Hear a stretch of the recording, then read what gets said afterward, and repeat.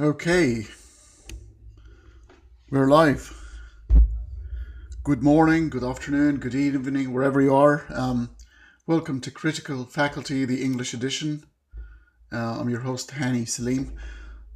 We are waiting on a couple of very important people to join us in a minute, and I'll introduce you to both of them in just a minute. Can you confirm that you can hear me all right, and I don't sound too loud and obnoxious?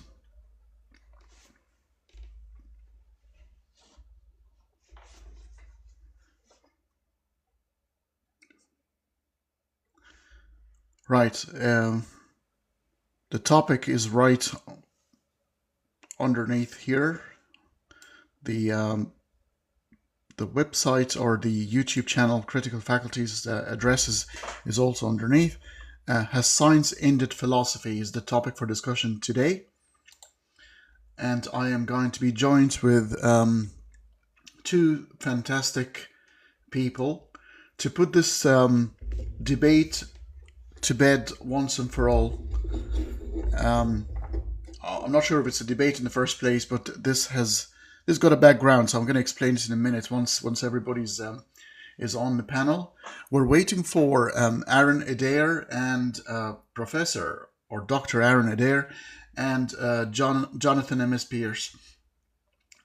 One resides in the U.S., is an American, and the other, who has just joined us now, is an Englishman in New York. Not in New York, he's an Englishman in England. And here's Aaron. So all what you need, guys, now is request to enter the live. So do you know how to request Aaron and Jonathan?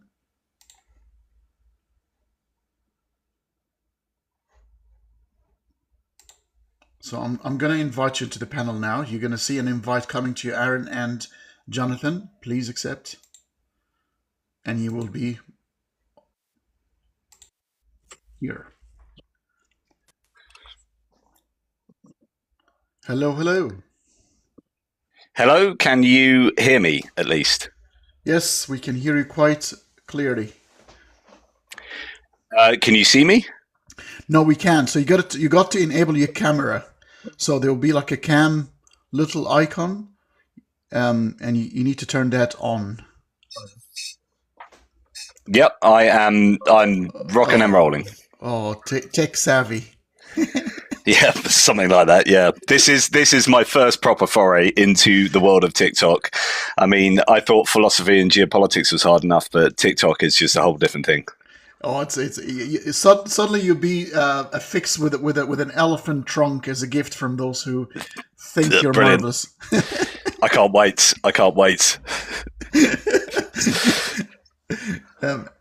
Hi, Aaron. Hello, Domino's Pizza. What kind of pizza? Pepperoni? I'm all right with pepperoni. The answer is yes. Pretty much. If you have a pizza, I'll help you with it. So, what's happening, guys, on PC? Because this is TikTok. I'm on PC. You are probably on your phone. So I'm on my phone. Yeah. So what's going to happen is whoever speaks. Let's say Jonathan is about to speak. So I am going to expand him like that, and he becomes the center. Oh, Jesus! Don't do that! Don't do that.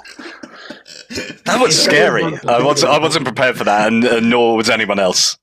No, that's all right. And you can obviously. I'm not sure if you want to see the comments and stuff, but I will be able to read the comments for you, especially if there are specific questions. But if you sort of put the phone slightly away from you, so there's a bit of a distance. Yeah, that's going to be quite difficult with where I'm at. No, that's all right.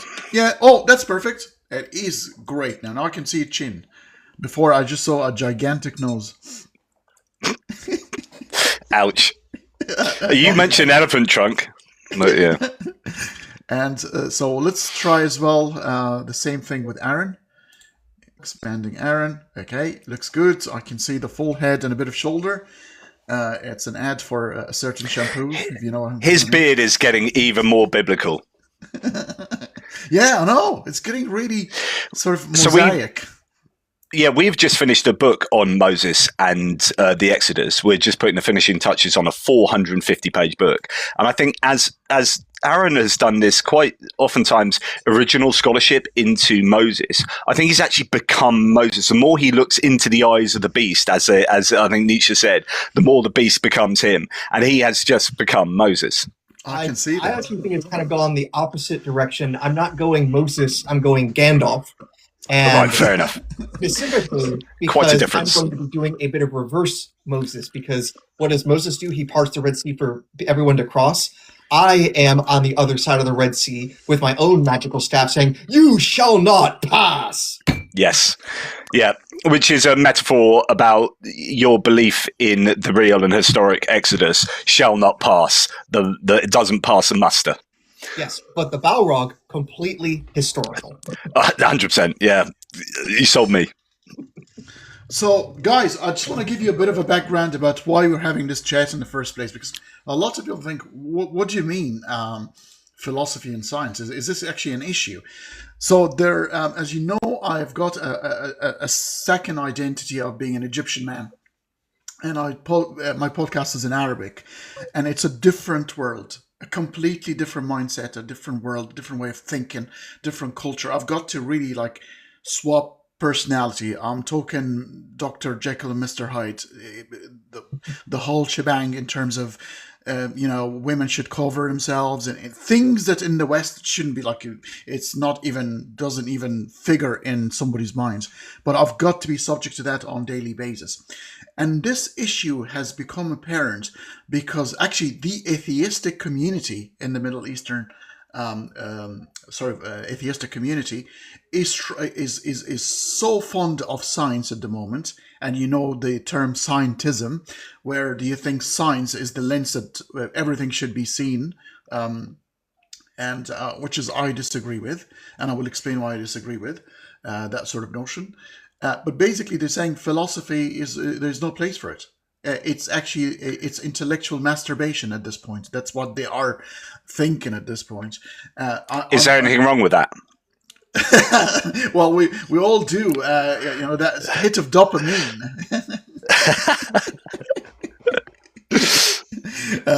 It's a secret that is not really a secret, but we all do it, and some more than others. I confess that I am a sucker for a good conversation with a bit of intellect behind it. So consider me guilty. But this is the situation where I wanted to show, and I will introduce now Aaron. I'll actually let each of them introduce themselves, because I've got a couple of very good friends that I've known for years. On the left-hand side, Aaron Adair is a scientist, and not one of those scientists that, your CERN road you will beg to differ. That I think you are a true scientist, and in terms of the scientific method, at least, I know career-wise we are taken by different turns and twists of the reality of trying to make a living, but that's a different story altogether. In terms of, so we've got a scientist on the left here, Aaron. We've got a philosopher who's gone also and venture out in the geopolitical world for a little bit, but I can still feel that the philosophy running in the veins of Jonathan. So, and they're both good friends, and they both collaborate on writing books together. So I've thought, what's the best way to end this debate by having the two sides collaborating on certain things. So I will start with let's start with science first. First, it's because it's the burden of proof, right? Science is claiming that it's ended philosophy, so I'm going to give the burden of proof to Aaron, and ask Aaron to please introduce yourself, a little bit about your scientific background, what you've done at CERN, and what is your connection with science at the moment. All right, yeah. So, because you mentioned CERN a couple of times, my adventures getting over there were a bit interesting. So I did my PhD work in physics at The Ohio State University. I was originally going there to do things in astrophysics, cosmology, ended up a couple of years doing some research at CERN, and at the end did my PhD thesis research tangentially with that, you could say, actually in physics education research. So I have all sorts of neutrinos going through my body because of my past. It's a bit interesting. At CERN, I did have to wear a dosimeter every time I was going around to see how much radiation I was taking in. But honestly, I had more radiation hitting me flying over the Atlantic Ocean to get to CERN in Geneva than I did the whole time working there. So there's maybe, I don't want to say too much worry about radiation, but it is not like Simpsons level of hazards in. I don't know. I reckon you're going to live longer than Moses now. So let us hope. Doctor might say I need some help to get there, but nonetheless, I am currently a research affiliate at the Massachusetts Institute of Technology, continuing physics education research. Have a couple papers either already published or in the review process. We're doing science there, but my day jobs are also in data science, so a bit more private sector, but using machine learning, as much compute as I can get my hands on, stuff that science has made possible. That is fantastic. Just a quick question on the CERN journey. Was the fear of a black hole emerging out of the collider, was it actually real, or was it just a sort of a bogus story that sort of emerged afterwards? Were there actually fears that a black hole would emerge? Okay, this is going to be a bit funny. So, did any physicists fear this working at CERN? Absolutely not. And you can see why extremely well for one particular reason. You look at the energies that are at CERN. Are they pretty high? Yes. But more energetic particles hit Earth coming from outer space all the time, and Earth is being bombarded by these sorts of particles for the last 4.5 billion years. Have we been turned into a black hole because of that? No. Pretty strong empirical evidence on its own that that's not going to happen. So where did this whole CERN is going to make a black hole and destroy the world come from? It came from one guy from Hawaii whose argument, quite literally, was it's 50-50 because it either might happen or it might not happen. And there's only one it's good science political or news organization that actually went to the guy to have him explain his reasoning. Just one. And I want you to think about what news organization will get to the bottom of this. Well, I'm glad you admit that the Fox universe News is fine tuned somehow. You Not quite. So whatever news organization you're thinking of, you're wrong. The answer is The Daily Show. Right. Nice. Now to Jonathan, the philosopher. What's your start with philosophy? How did it start? Well, so, oh my goodness, it went back to the starting of a pub group that we used to have, the Tippling Philosophers, from which I get, I don't blog anymore, but I used to blog under the moniker of a Tippling Philosopher. And we used to meet once a month and do philosophy. And then I thought, right, I better ratify this with some philosophical qualifications. So that was like the heart of it. But I've always been interested and curious, and I'm going to talk about curiosity, I think, a little bit. And essentially, I've been a philosopher of religion. I've written, I don't know, a half dozen books or so on whether or not God exists. And I think we probably need to talk a little bit about science and religion, because I think there's a lot to say about that, which is fairly relevant to the conversation at hand. But I'm no massive expert on some of the topics that one might be. I mean, the problem with philosophy is that you can spend an entire philosophical career in one small niche area of philosophy, such as, whether abstract ideas exist or what the ontology of abstract ideas is, a real niche area, and actually not be able to comment too much on, I don't know, aesthetics or this or that. And so, philosophy is the study of the entire world, essentially. And so therefore, you can have an expert in one area, expertise in one area, but not necessarily another. But essentially, I think my starting position here would be the kind of idea, somewhat broken, that science is in tension with philosophy because science is philosophy.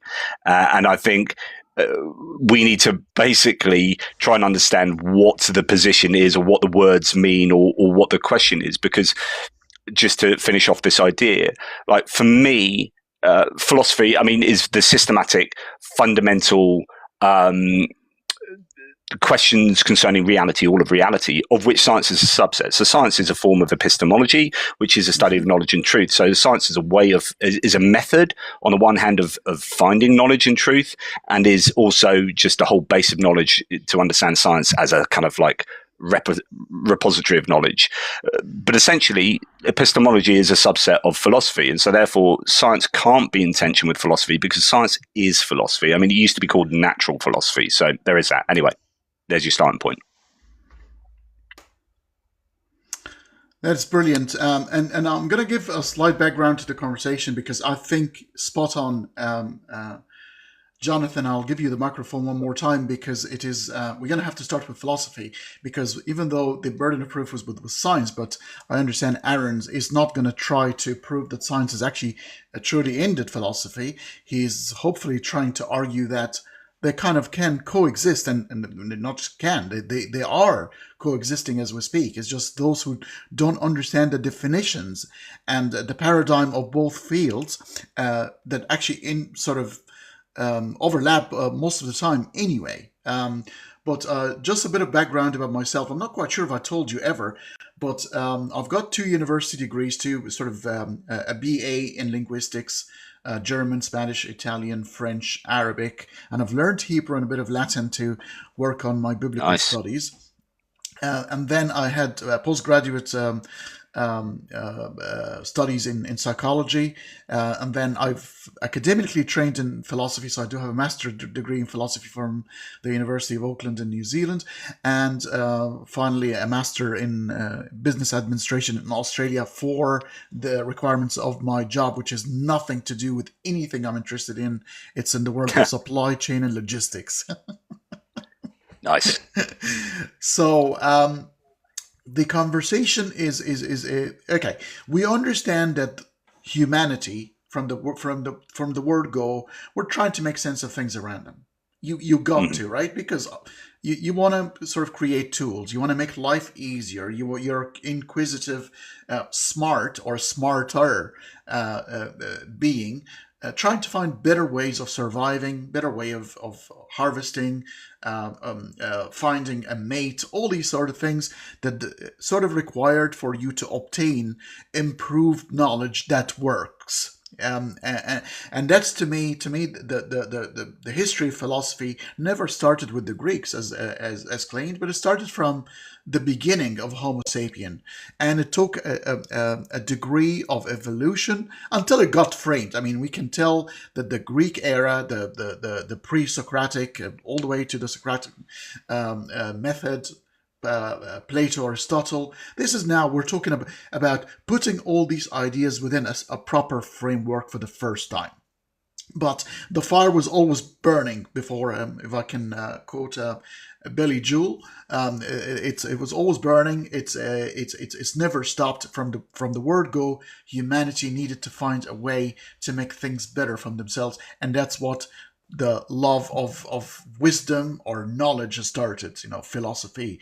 That is what the word means. However, we are always looks like, and science can get involved in this, that we're always restricted by the tools that we have and the lenses we have. And the better the tools, the better our knowledge. And we're talking about 2,500 years ago, and even before, the tools were limited. There were clever humans, very clever humans, even to the standards of today, that were trying to find a way and trying to understand the world around them. But they got a lot of things wrong. Not because they were stupid, I think because they were limited in terms of the accumulative knowledge before them. As a matter of fact, I think these were the giants that were standing on their shoulders at the moment, because these are the people who started the whole thing without an accumulation or a background of knowledge. But let's start with definitions, because I think spot on, Jonathan. You said the devil is in the details in the definition. A lot of people don't understand what is philosophy. What does it mean? What does it entail? Did it evolve from 2,500 years ago to today's philosophy that deals with completely different issues than 2,500 years ago? Obviously, epistemology and ontology is still the same, but there are things like in axiology and ethics and stuff. These are different realms, and they will continue to be different as we venture into the AI model. My goodness. Well, so much to unpack here. Where do we start? I think what defines humanity, what makes us different to so many other, perhaps almost all other animals to a large degree, is our curiosity. Now, some animals are curious. You might say a dog is curious, so on and so forth.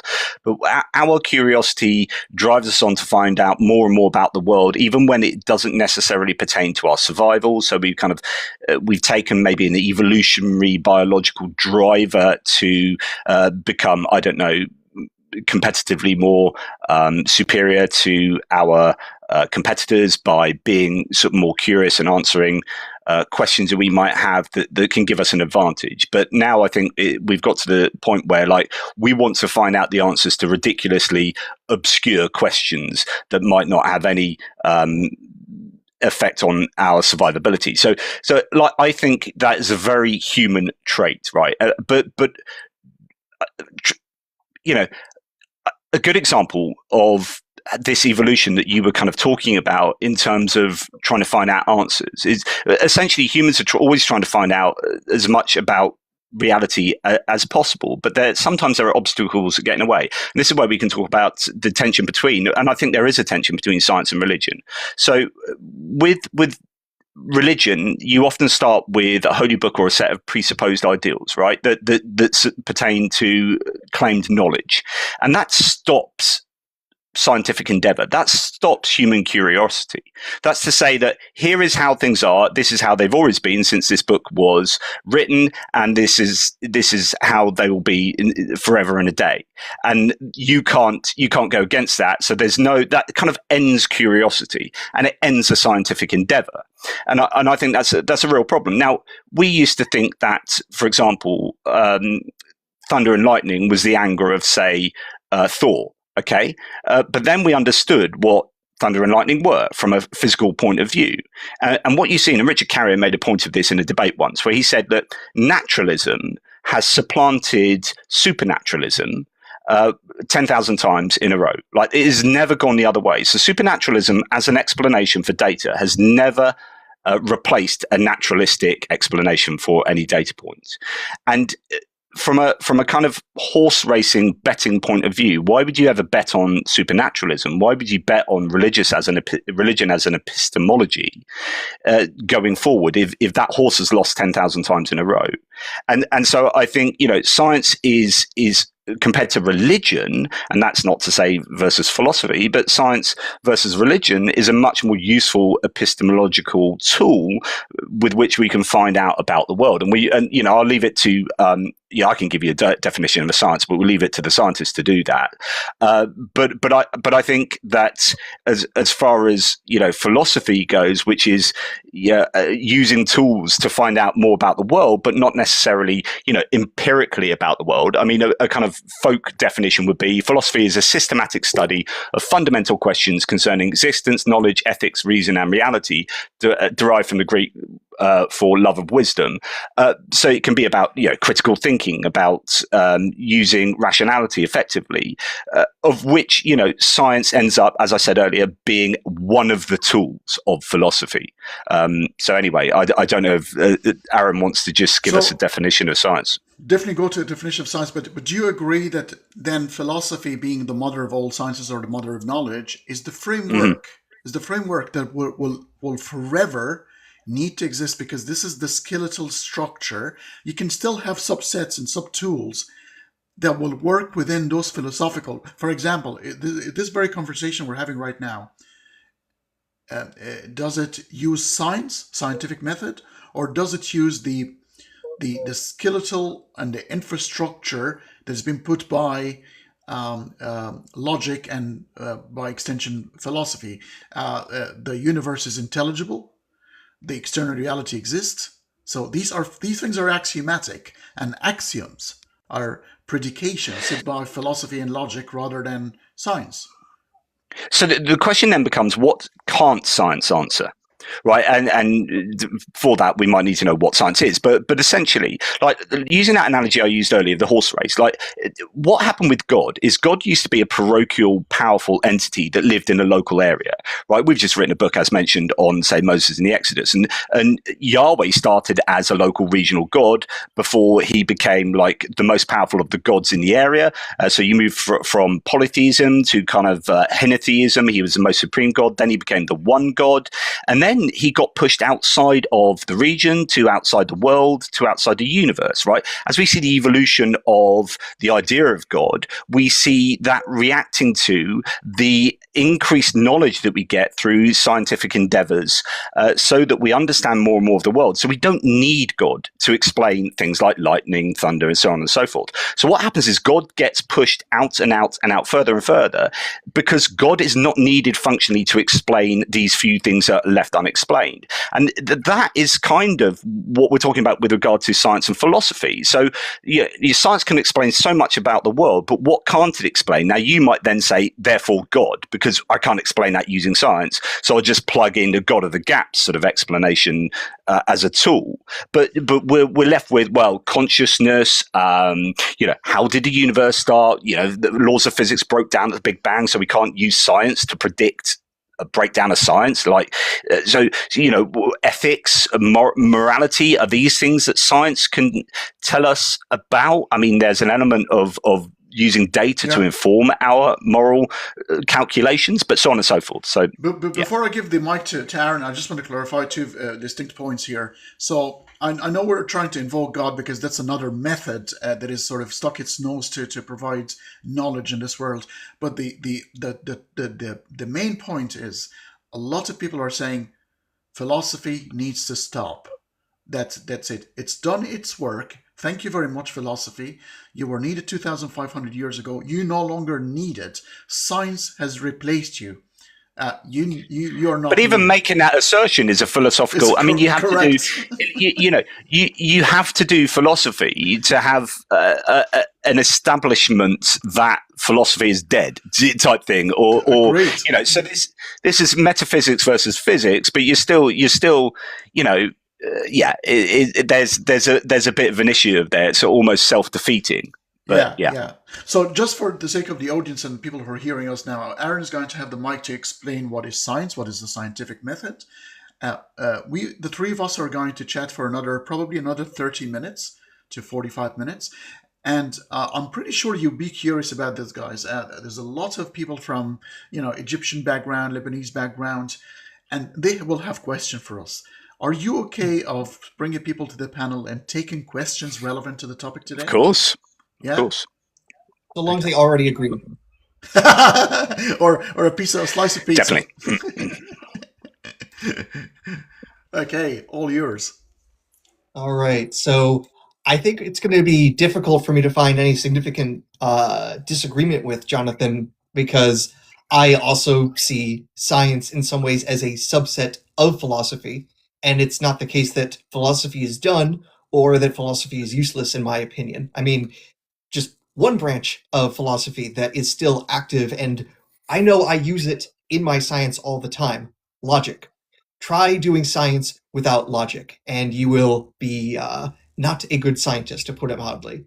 And I have to say, the very existence of science as like the study of nature is itself a philosophical innovation that is quite ancient. When I've tried looking at the history of science, to see where this whole idea comes from, often a lot of sources will point back to Thales of Miletus, who start saying, hey, let's try to explain the world not with gods getting angry with each other, but through natural processes. The idea that nature is actually this separate entity that runs and does things on its own was itself a philosophical innovation, which became kind of a necessary condition to ever create natural science or natural philosophy. If you don't think there's a nature, how can you have a natural philosophy, after all? So the very existence of science is predicated on the work done by philosophers of the past.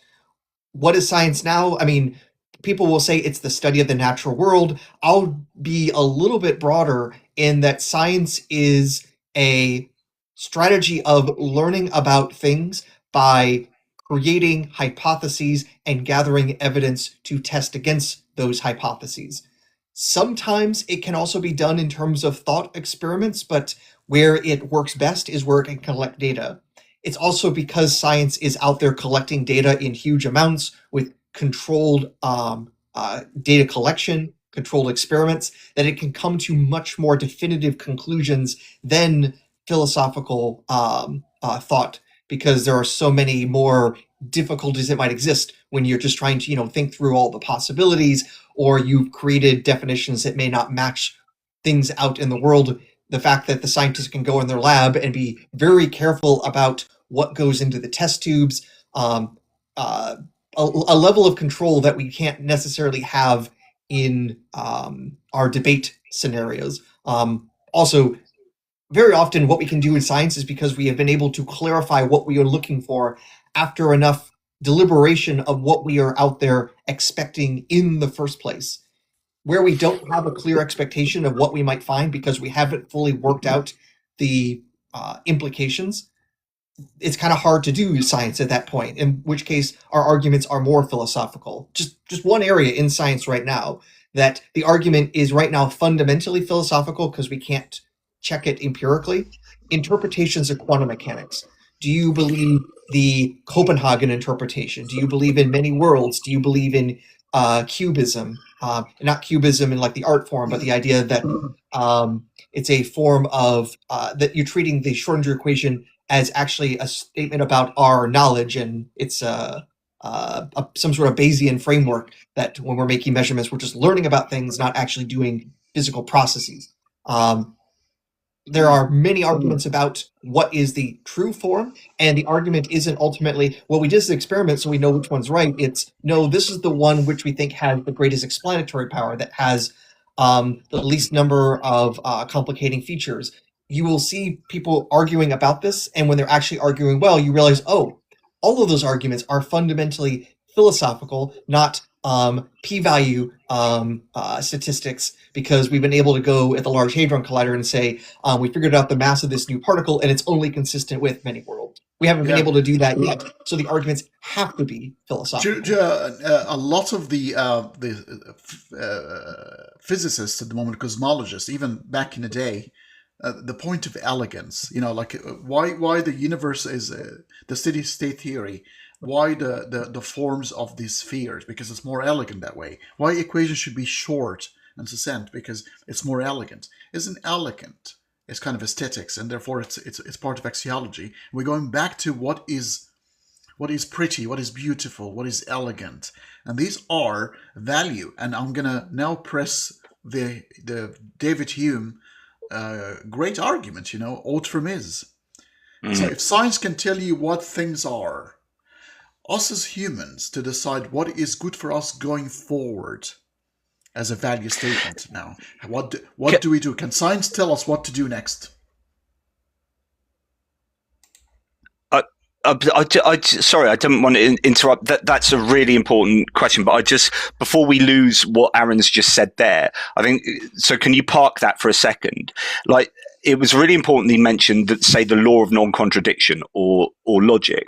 So the idea of the law of non-contradiction, I would say, is a philosophical one, but then you can get some fairly in-depth argumentation as to whether, well, that's just a self-evident truth about observation. And you can argue whether something like the law of non-contradiction, but then if we're talking about axioms and how to justify axioms, then you're doing philosophy. So if you're starting with the law of non... Is it a priori or a posteriori? Is it?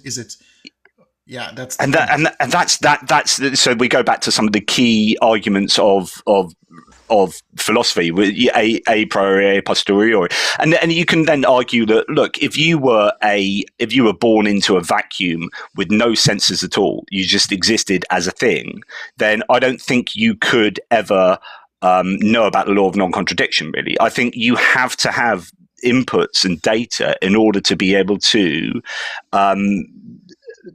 observe. I think law of non-contradiction is an observed feature of reality, and so I don't know that it's a priori. But these get. But the larger point is that in order to kind of do science, you're using the building blocks of philosophy. And even to say that science is useful, you're having to say, well, what is use? Like, what do we want out of reality? How should things be? And if things should be this way, then actually we can use science to get us, using data and empirical research, to get us to a point where we are at that place. But the ought statement of like the world ought to be this way, I think necessarily you're having to do philosophy. So I just do not think it's I think you have to do both to get to where we want to get to.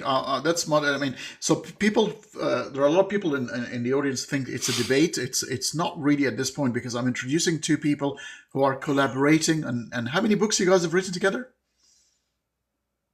This would be our second one together. But we've worked on books previously. Like I've worked with Aaron on his book on the Star of Bethlehem, editorially. Yeah, and we also, I think we both also contributed to one or two books with John Loftus. That's correct. Yeah, we've contributed chapters to Loftus's book.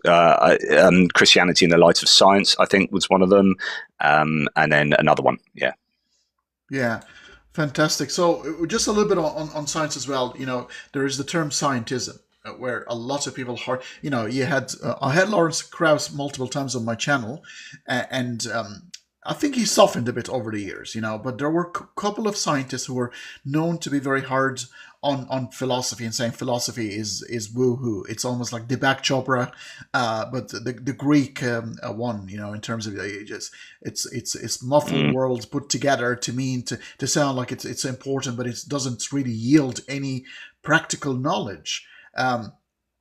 Idealism, for example, by Plato, that the world is a reflection, and we're not seeing the reality. We're seeing something else. When I look at the holographic principle by Leonard Susskind, and I look at the quantum mechanics where stuff and matter disappears and gets replaced by mathematical equations. Literally, that's like when you open the Matryoshka Russian doll and you go to the smallest of the dolls, and who knows, there might be still something within that little tiny doll. Base reality is not made. You'll find a lot of quantum physicists are getting very much involved with philosophy. And I was going to at some point talk about idealism, which is where mental experience has primacy in the universe. So, we in order to have science, in order to have data, in order to be able to take in inputs and phenomena, we must be an experiencing entity. And therefore, so idealists will claim that, the experiencing entity has primacy in the in reality.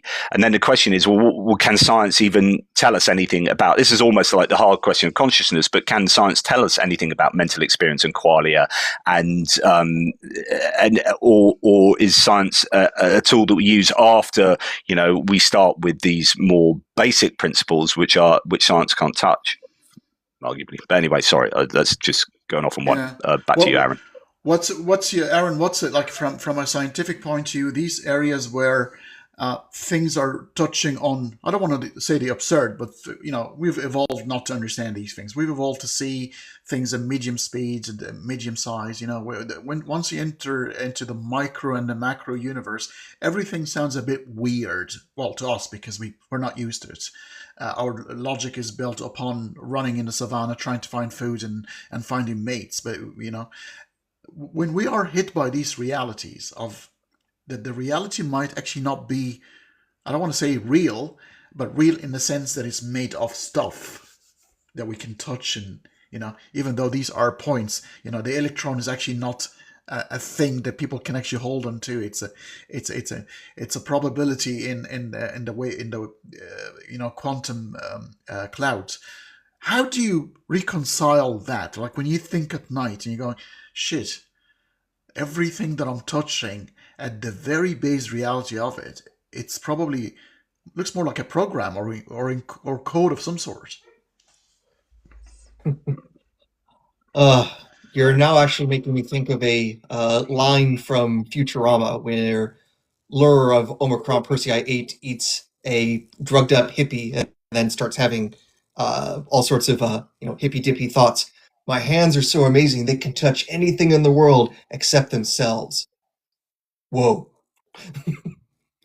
So sorry, that's where my brain goes with that particular question. But to bring it, I guess, closer to home for me, even though a lot of the stuff in science obviously gets super weird, super abstract, it's still the case that it provides what we can call knowledge, justified true belief, if we want to use the classical definition of knowledge, and use that knowledge to learn new things and add to our knowledge, and more importantly, use that knowledge to some sort of end that we can see it have some ultimate kind of practical thing. It may not be directly the case that what you study will then somehow turn into practical knowledge, but by building up that knowledge base, it allows us to learn and discover new things, and as that builds up more and more, we can do more and more. Obviously, I'm not going to be, going into my garage and, getting a bucket of Higgs bosons so that way I can, put it on my cereal. Well, maybe if I get a big enough gas generator. No.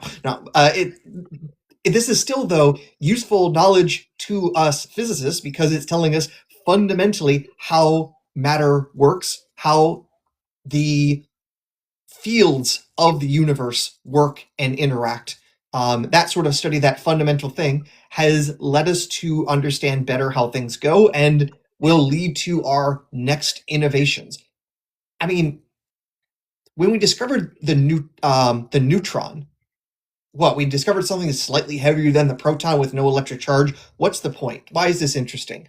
Oh, the neutron doesn't feel the electric charge, so could we use it to hit nuclei of other atoms without having to overcome the Coulomb force? Could that split things apart? Oh goodness, I can see where this is going now.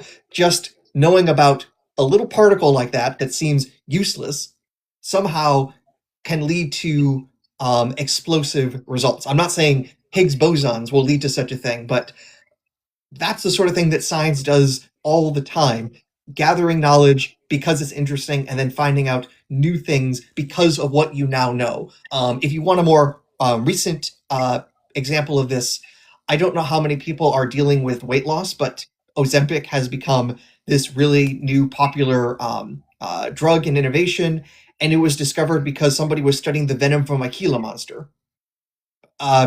People are just, messing around with oversized lizards in Sumatra, Java. I forget exactly where they are, but, who would have thought, some grad students, trying to, get venom out of a oversized animal like that would lead to perhaps saving of thousands, if not millions of lives because we now have a better way of dealing with obesity.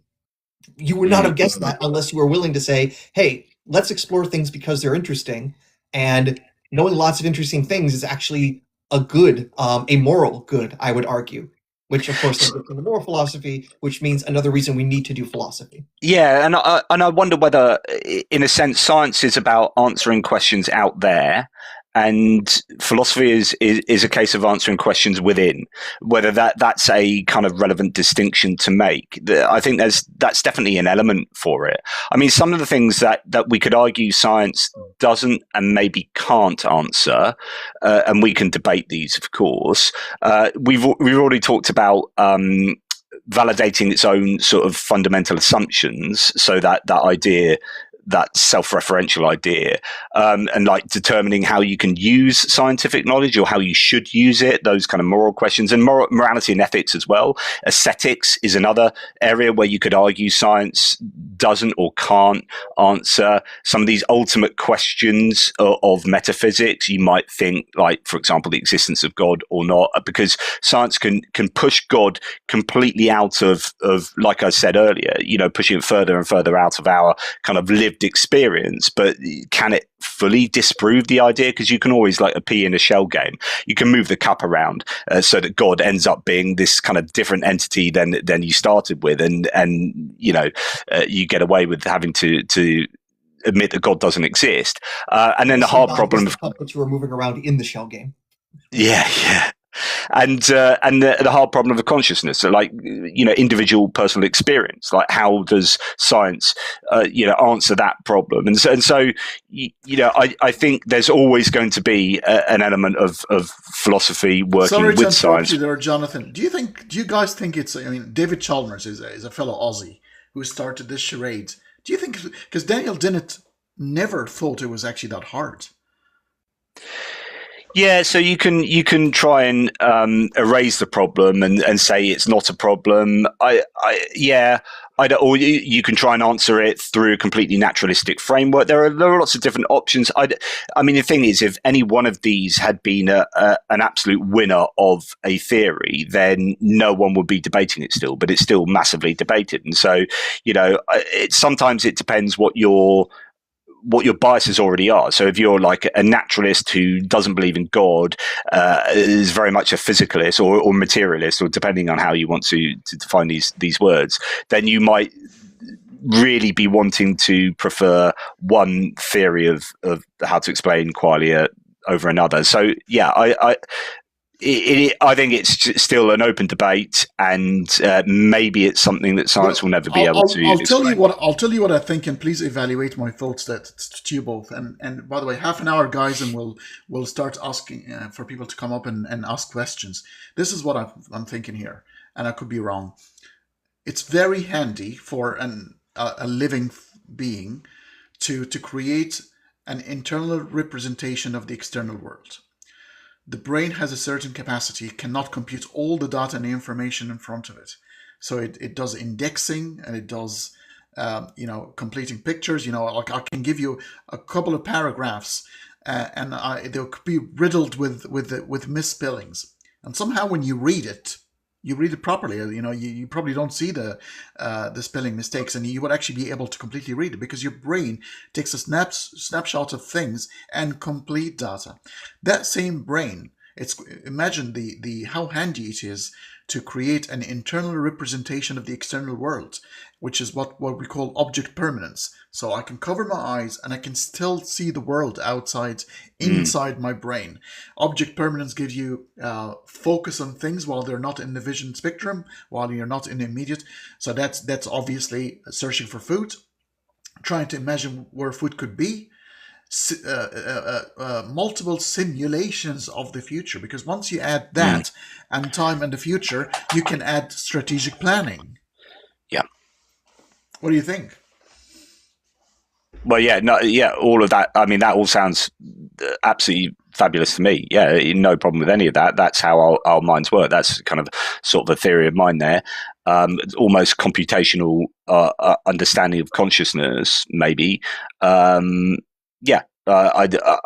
think that sounds very. That's how useful all of these elements are, and then you start wondering, whether all of these ideas of our theory of mind or consciousness are elements of evolutionary biology at work to give us the ability to do things like predict the future, strategize, that gives us competitive advantages over animals and living things that can't do that. So yeah, all of that. I don't have any issue with anything you said particularly. Aaron? There, of course, ultimately what would be the philosophical aspect of, when I try understanding how people argue against a physicalist understanding of consciousness, it does come ultimately down to a lot of thought experiments, which can be interesting in their own right, but they've not been exactly persuasive to me. So, for example, philosophical zombies or P-zombies. And I think Chalmers is the inventor of that, but please correct me. I think you're right. But my basic understanding is if it is possible to imagine a object that is, completely running on the laws of physics, but internally it doesn't actually have consciousness, just everything else that you can tell going on about it is following standard physics. And I guess the ultimate question is such a state of affairs possible? To me, that sounds impossible, but of course, I can't go in the lab and test it.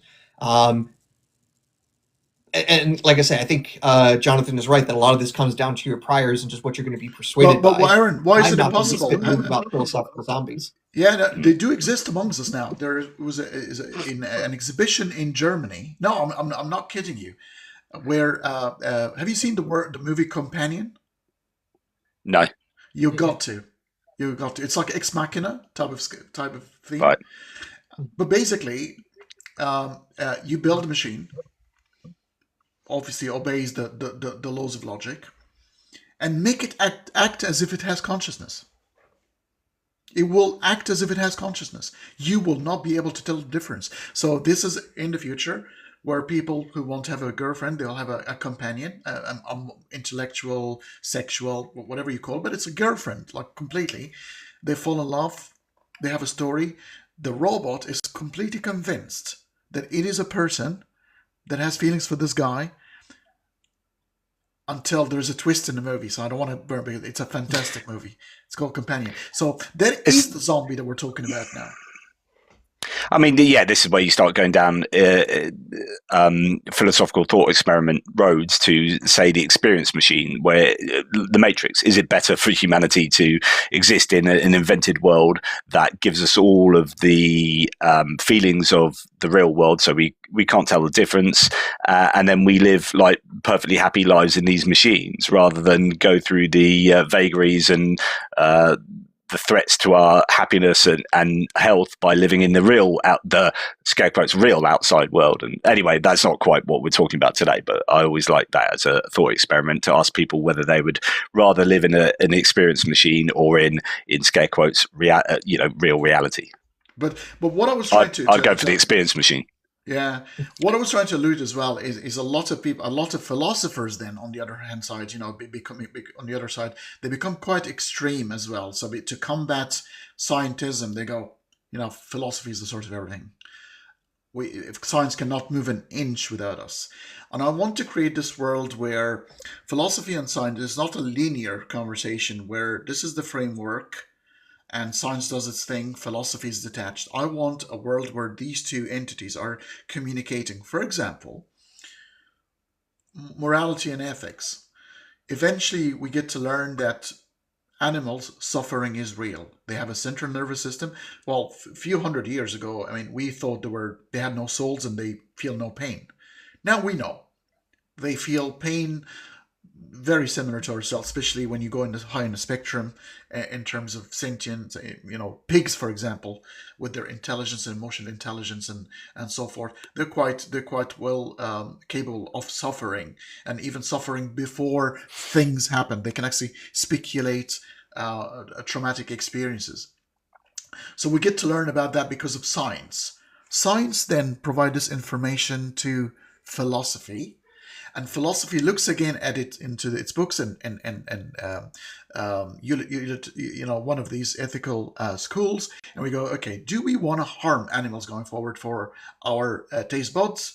What is the balance? Maybe we need to survive because we're omnivorous, but however, we might have a better responsibility towards animals and the way we should treat them. If people insist on eating animals, then this is the sort of thing we should expect human beings to do going into the future. So here science has provided some data to axiology and to ethics to say, please revise your views. So I think there is a collaboration here. So I wonder whether you're getting close to talking about, well, first of all, like the conversation, as I started out saying, it shouldn't be either or. Like science is embedded within philosophy, so there's no tension between them, and you just use science as there's no demarcation. Arguably, it's just this porous scenario. But I'm interested in what you were saying, because it sounds quite similar to. Do you remember some years back when Sam Harris brought out the book The Moral Landscape? Richard Carrier also had a chapter in one of our books, actually, Aaron, with John Loftus, where they're both trying to establish that morality can be a scientific endeavor. Now, we know that, like, if you want this particular moral value system to prevail, then you can start putting empirical data towards achieving that, because you say, right, we start off with this is what we want. Therefore, what's the best way of achieving this? Well, we have to do we use empirical data in order to get there. So science can have an awful lot to do with morality. But the idea was that actually Sam Harris was trying to establish that it's just fundamentally axiomatic that we want well-being. And if that's kind of axiomatic, then there's almost like it's almost, we don't need to do philosophy. We just do science. Like, morality is therefore just science, given that axiom. Yeah, I disagree. Obviously, that's The Moral Landscape and Objective Morality by Sam Harris. I think I'm not sure if he's changed his views on this a little bit. That was the young Sam Harris when he was quite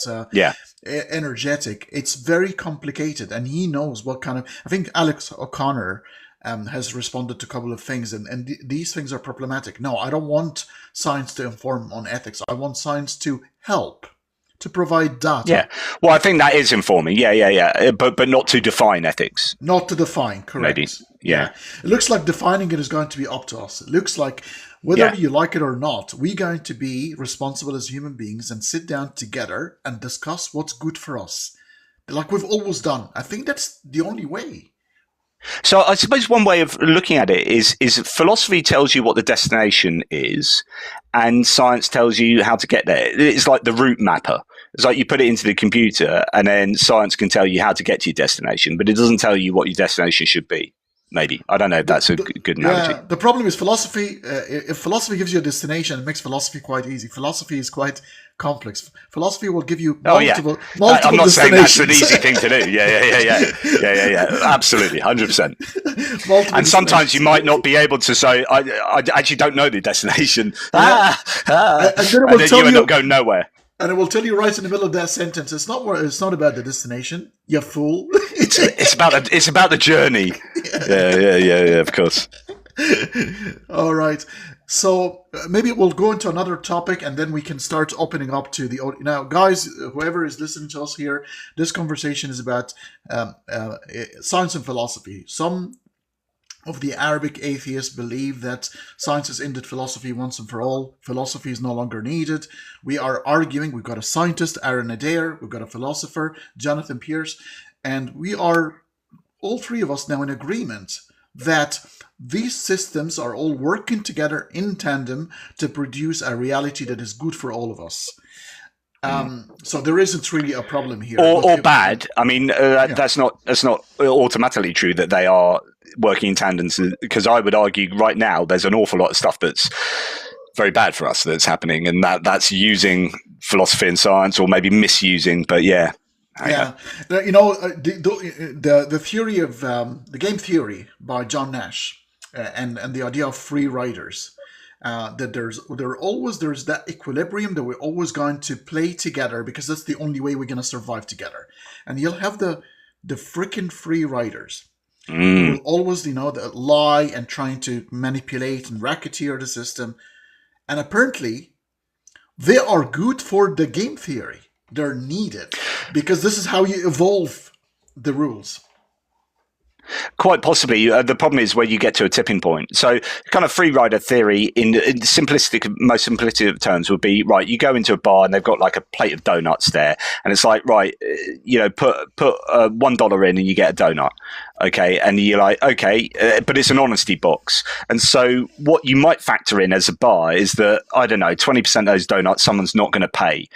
So we factor that into the pricing, but we'll put it at $1. And that means we're going to make a bit of money off those donuts, but there's an honesty box. But those 20% of free riders is kind of factored into the system. But if you get to say, I don't know, 50% of free riders or some critical mass, then the whole thing falls apart. And that's a bit like, you know, you can use that in all sorts of, I've used this applying to NATO, right, as a defensive alliance of countries. You can apply it to tax systems, all sorts. Like as soon as you get a critical mass, like free riders ruin everything. But it could well be that free riders are needed, or at least they can be used effectively in order to improve the systems. And but whether you need them at all, I don't know. I think they're needed, and they never can reach 50%. It's almost like homosexuality. You know, I would argue the same thing, because homosexuality scientifically has been kind of, we've got the hypothesis that they're called the benevolent uncle, where they actually need it after the sixth or the seventh male to help with the family, and somehow and they always stay at the same percentages. You know, the 5 to 10% throughout history. They can obviously be, because if they go on beyond that, there is a problem. And I think the same with free riders. They're always at that 5-10% value. They're needed to evolve the system, so the system can be a bit more clever and the rules of engagement. However, the reality is we have evolved to collaborate. It's probably one of the two things that distinguishes us from the rest of the animal species. A bit of higher intelligence and collaboration, so we can work on gigantic projects and opposable thumbs, language, and abstraction. Yeah, but I want to get Aaron's opinion on that, if he's got something to say. I think I at least understand the arguments for why free riders will exist, like being a mathematical inevitability. On the other hand, why sometimes the free riders become running the whole country. That's another which hopefully has never happened. So much to say on that. It does also remind me of one other topic when it comes to the intersection of science and philosophy that I think is somewhat important. A lot of people will say a big part of science is discovering the laws of nature. And philosophers had a few things to say about that, whether it even makes sense to talk about laws of nature or what they are, what are the scientists actually discovering.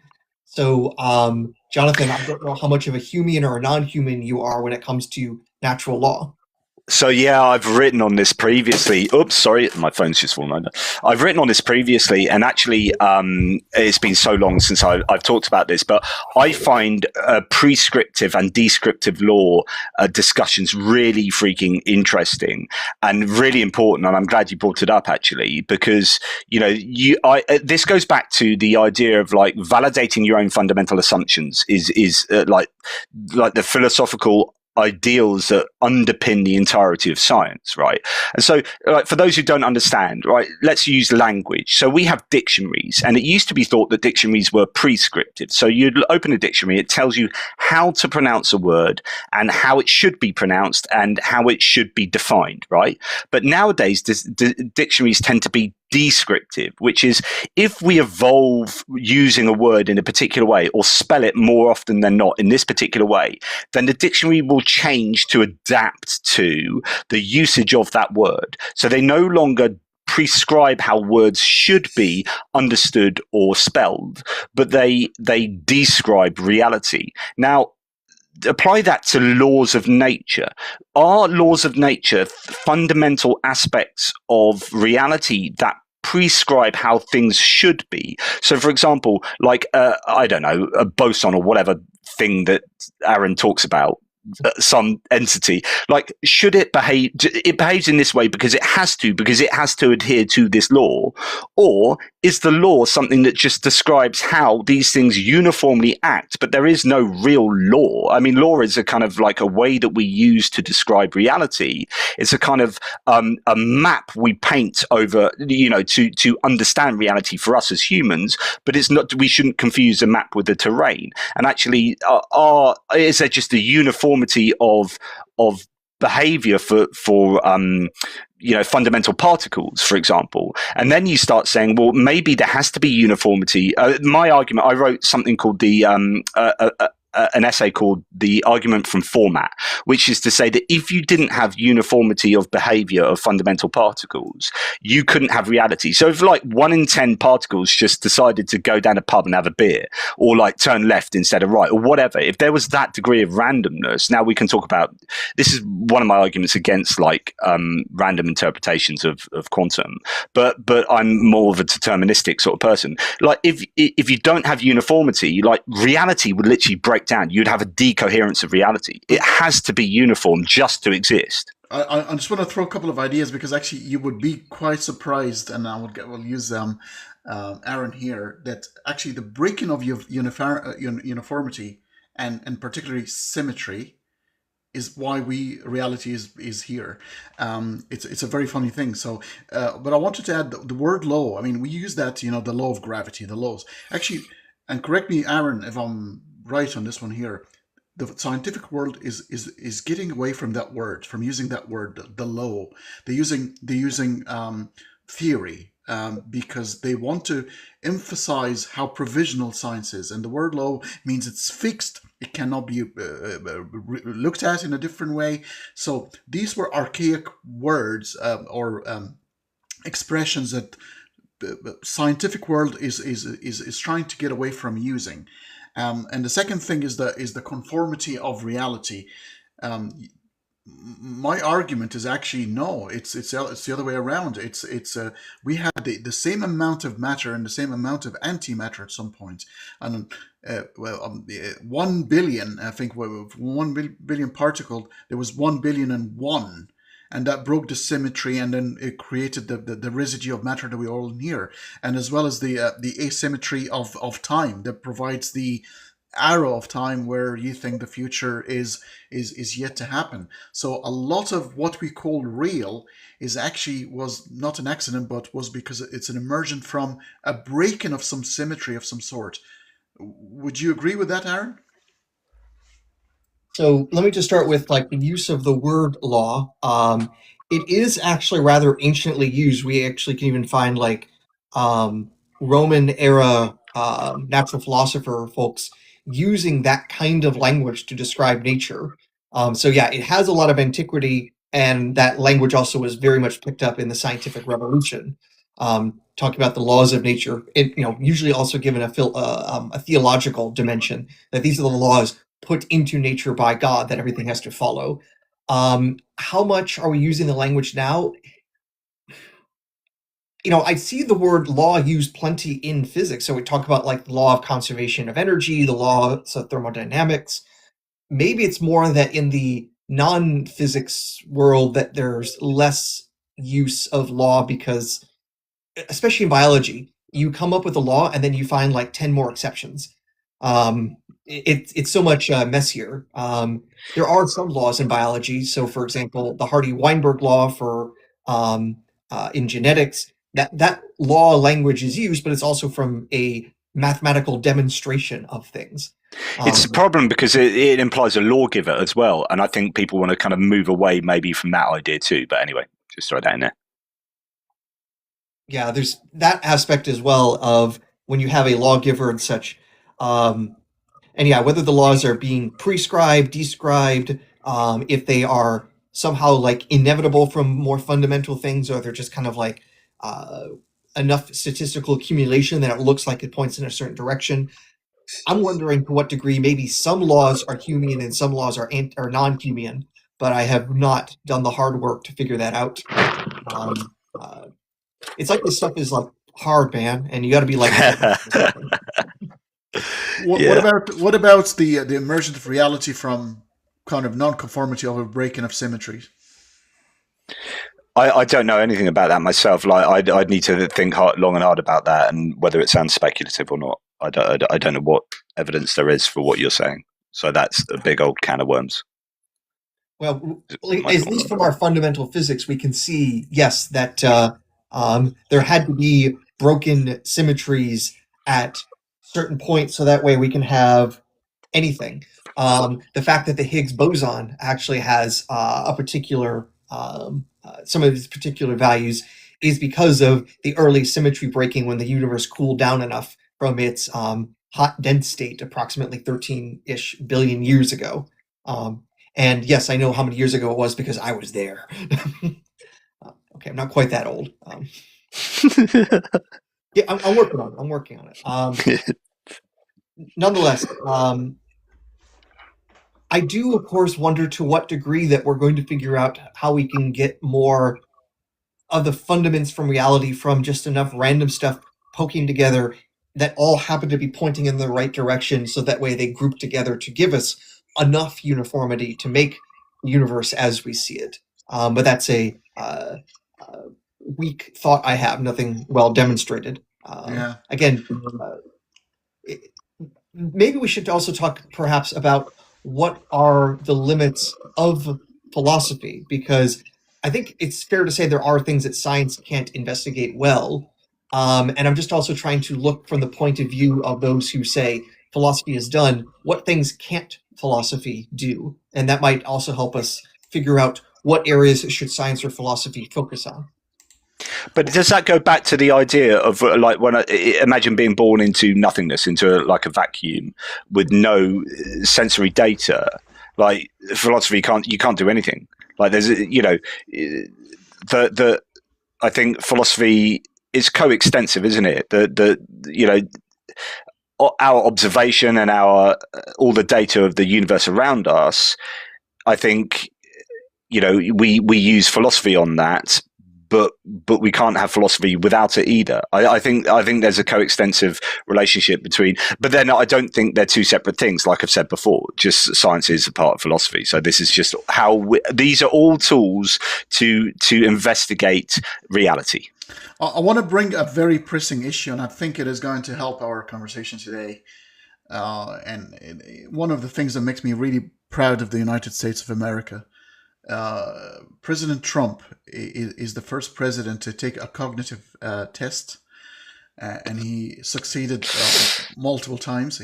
Apparently, there were 4 pictures put in front of him: a shark, a duck, a lion, and a bear.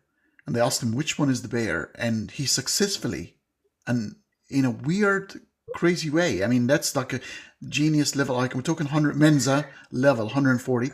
He always He's an amazing man. The bear. Yeah. What would you say to that? I mean, science is telling us that he is the greatest, and this is the where science is clearly able to do some philosophical legwork here by telling us he is the greatest, most bigly amazingest man, president on Earth. Sorry, I had to show Aaron because his facial features are quite telling. I'm more curious if the current head of the federal government is also proving a hypothesis from The Simpsons. I don't know if they ever named it, but it would have been Burns syndrome, where Mr. Burns has every disease in the world, including several diseases only discovered in him. But because all of those diseases actually can't attack the body, they basically all cancel each other out. And I'm wondering if a similar thing might be happening with a person who he's got all the vices in the world, and they're all like vying for privacy. And of course, when we talk about him being 100 level Mensa or what have you, it makes me want to put my own head in a vice. But again, this is such self-harm is not going to make the country better. I will do my best to make America. I'm not going to say great again, just better than it was yesterday. And I wrote a book.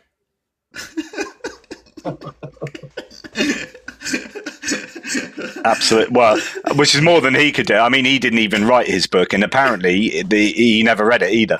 He's never read his own ghost-written book. So there you go. Oh my God! Yay for knowledge. We are at I don't know what is happening to the world at the moment, but it seems to be. It's not just Trump. There are multiple states heads around the world.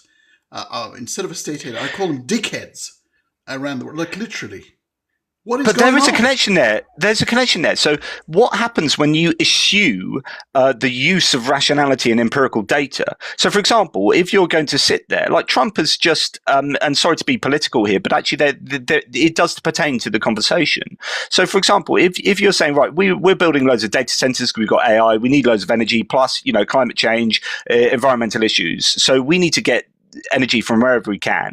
And then you contract to build a load of wind farms. And then he's now bribing companies like Total Energy $1 billion of taxpayers' money not to build a wind farm that they've contractually agreed to build. And now he's done that like 30 times over. Now, so essentially, you're saying, I am not going to be bothered with what science is telling us. And that is just supremely dangerous. And this is kind of like, it's almost like he's got a religion, but it is not religion because his ideology is grifting, lining his own pockets, and pleasing the people around him who I think are fairly evil, and pleasing lobbyists from the fossil fuel industry, for example. So this is where you have a tension between science and empirical data and ideology. Like in the old days, it would be a tension between science and religion, where someone would say, "Oh, the Earth is only 6,000 years old," and you're like, so we've got the same situation here, where we've got the data. The data is pretty much in. If you know what you're talking about, you would agree that this data tells us this, and then you can just bury your head in the sand and not believe data. And I think the problem with the reality these days is it's very easy not to believe that which is blatantly obviously true. And there are people who would be happy to follow you along with that, and you can go and find places on the internet that would support this kind of anti-scientific approach to reality, and I think that's exceptionally dangerous for humanity. End of rant. Absolutely. So I'll give If I Aaron may come up with another slightly political rant, but I will take us into the past, the good old days of the Bush administration. Yeah, I never knew I would be saying that phrase ever. Yeah. I remember when I was back in college at this time, and I was taking classes on Plato with my university professor there. And I remember her talking about how much she's particularly despised an interpretation of Plato coming from Leo Strauss, a philosopher, theologian sort of person, early, mid 20th century, basically arguing that there are esoteric things that you can read into Plato or out of Plato. And apparently the administration at that time really loved Straussian interpretations because it allowed them to get whatever they wanted out of Plato to justify their foreign policy. And I think this is the sort of thing where people can look to and say, here is the problem with philosophy, because if you do enough mental gymnastics or masturbation or gymnastics while mentally masturbating, that you get absurd conclusions to whatever it is you're going for, and it looks convoluted, and most people just look at that giant mess and they're like, I don't even want to participate in that. And I can understand why then that might create a visceral reaction. And I would say, well, that's an example of doing philosophy poorly. In the same way, if one does science poorly, if one looks at astrology and thinks that should somehow denigrate the scientific process, I would say seeing people do shit philosophy for their own crummy ends should not be a reason to throw out an entire discipline. That's such a good point, Aaron. And like garbage in, garbage out, like Gigo, whatever, like garbage in, garbage out. Like you put poor data into your function machine, you're going to get poor data or conclusions out. And if you do bad philosophy, then you can use science badly. Or if you do bad science, then good philosophy can end up doing bad things as well. So you need good philosophy and good science to get you to a good place, and it's very problematic when you have the bad versions of either. And you go to a bad place. I'm going to introduce a couple of people so we can start getting some questions. And I'm very sorry, I know a few people disappeared from the panel ever since we talked about Trump. Looks like they were avid supporters, so I'm really, really sorry to hurt your feelings about Trump. I know he's a handsome dude. But we are going to. By the way, we have Magid, Prince, and Ahmed. Magid is pronounced in the Egyptian way. The classical Arabic we say Majid, but for very funny, the Arabic accent, the way we say the word G, the letter G in Egyptian accent is we pronounce it gi, like Hebrew, because Hebrew does not have the J sound. They have the G sound. They have the gi sounds. And looks like the Egyptians and the Hebrews, it's kind of an indication that the Exodus truly happened because of the uncanny similarity between the two letters. Yeah. No. Aaron just did. Aaron wrote a huge a chapter on the etymology of the name Moses, doing some original scholarship and looking at both Egyptian and Hebrew linguistics, and he had to learn both languages to some degree to do this. So there's a really good chapter that in our forthcoming book that is quite original scholarship. But anyway. Yes, if you need some help sleeping and you want to learn about the history of the ayin in ancient Egyptian and how it eventually drops out in Coptic, I'm your man. There you go. That's how cool he is. For people wondering of my accent, it's an Irish accent. So I'm an Egyptian, was born to an Egyptian father and Irish mother. So I've got an Irish twang. However, it's been watered down because of years of living abroad. So it's a bit of a mishmash of many accents at the moment. But I want to say hello to Magid, and was hoping to hear a question that is sort of links the conversation quite neatly. Hi, Magid, how's it going? Good morning, all. From here, I don't know. Some people are good evening, but I have a question for Aaron. Big fan. Give me a post print update on the religion alien book. Do we know anything more that would be interesting to hear? And going in the same direction of the book, because I know what's in the book. Okay. Well, I guess there has been a lot of talk about it lately. Okay.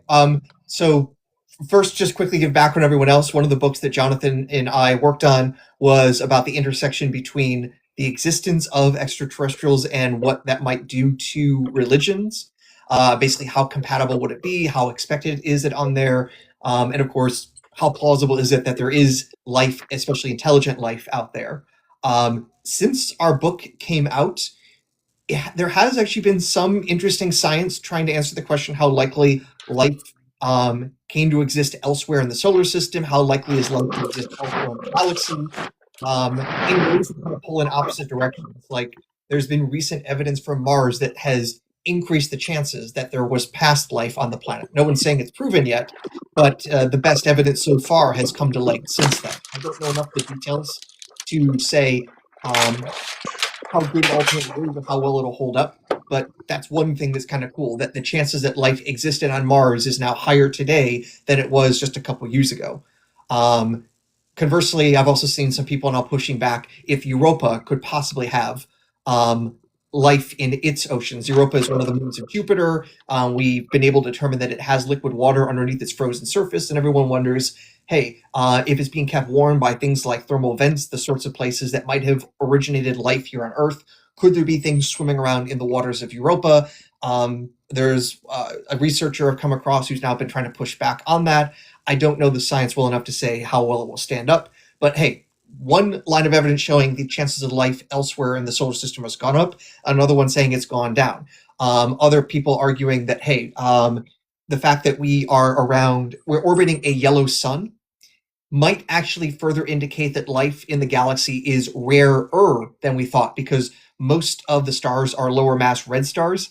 And one of the issues with lower mass stars is to be in the habitable zone, those planets need to be closer to their star, which means they're more likely to be tidally locked, that one side will constantly face that star.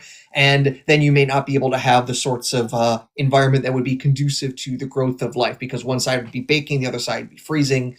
And the evidence that people can point to that it's unlikely life exists around there is if you were just to randomly pull a marble out of a jar, you're more likely to pick a marble out that is more common than less common. So if you got a jar full of colored marbles, you pull out a blue marble at random, your first thought is, okay, there might be more blue marbles than other colored marbles.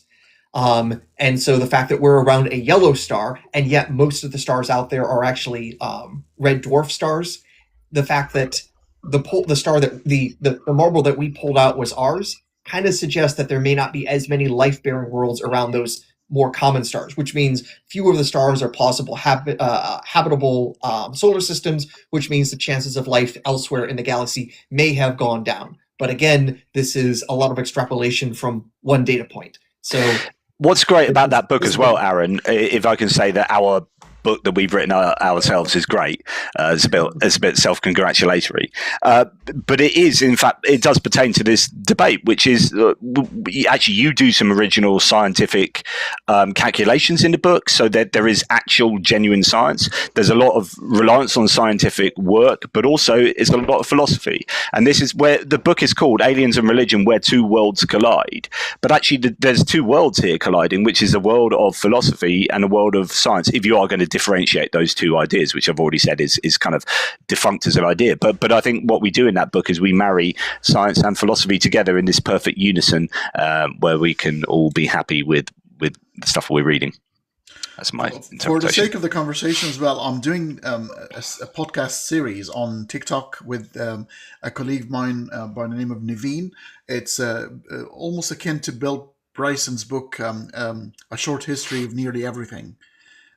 So we've taken all the way from the Big Bang, and the very next episode is abiogenesis. So what we're doing, instead of hard science, we're doing kind of a Carl Sagan approach to science. So we put it in a story. One of your commenters, Adam, I think from Lebanon, but looking by the flag, says there is no kind of life outside of Earth, and of course, there's just something that you have probably no epistemic right to say. You literally just cannot say that is the case. Now, you can believe it, but it wouldn't be a justified belief. And so what we do is we look statistically at what the chance of that, and in order to do that, you want to also have some kind of grasp of how big the universe is in order to know the frequency.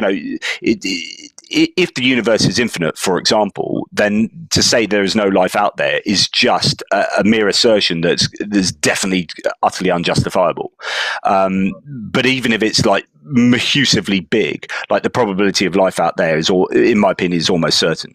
So the question is, how much life and what kind of life, and so on and so forth. And we go and look into all of these ideas in the book. Once you plug in infinity, then the emergence of life doesn't become a statistical impossibility. It becomes a certainty. It has to happen. Yeah. I run the numbers in our book, so I take not the Schrödinger equation. That's another equation that's nice, but the Drake equation. And instead of plugging in individual numbers, I put in probability distributions based on our knowledge or lack of knowledge for the various parameters. So it's actually probably one of the most scientific uses of the Drake equation to date. Plug.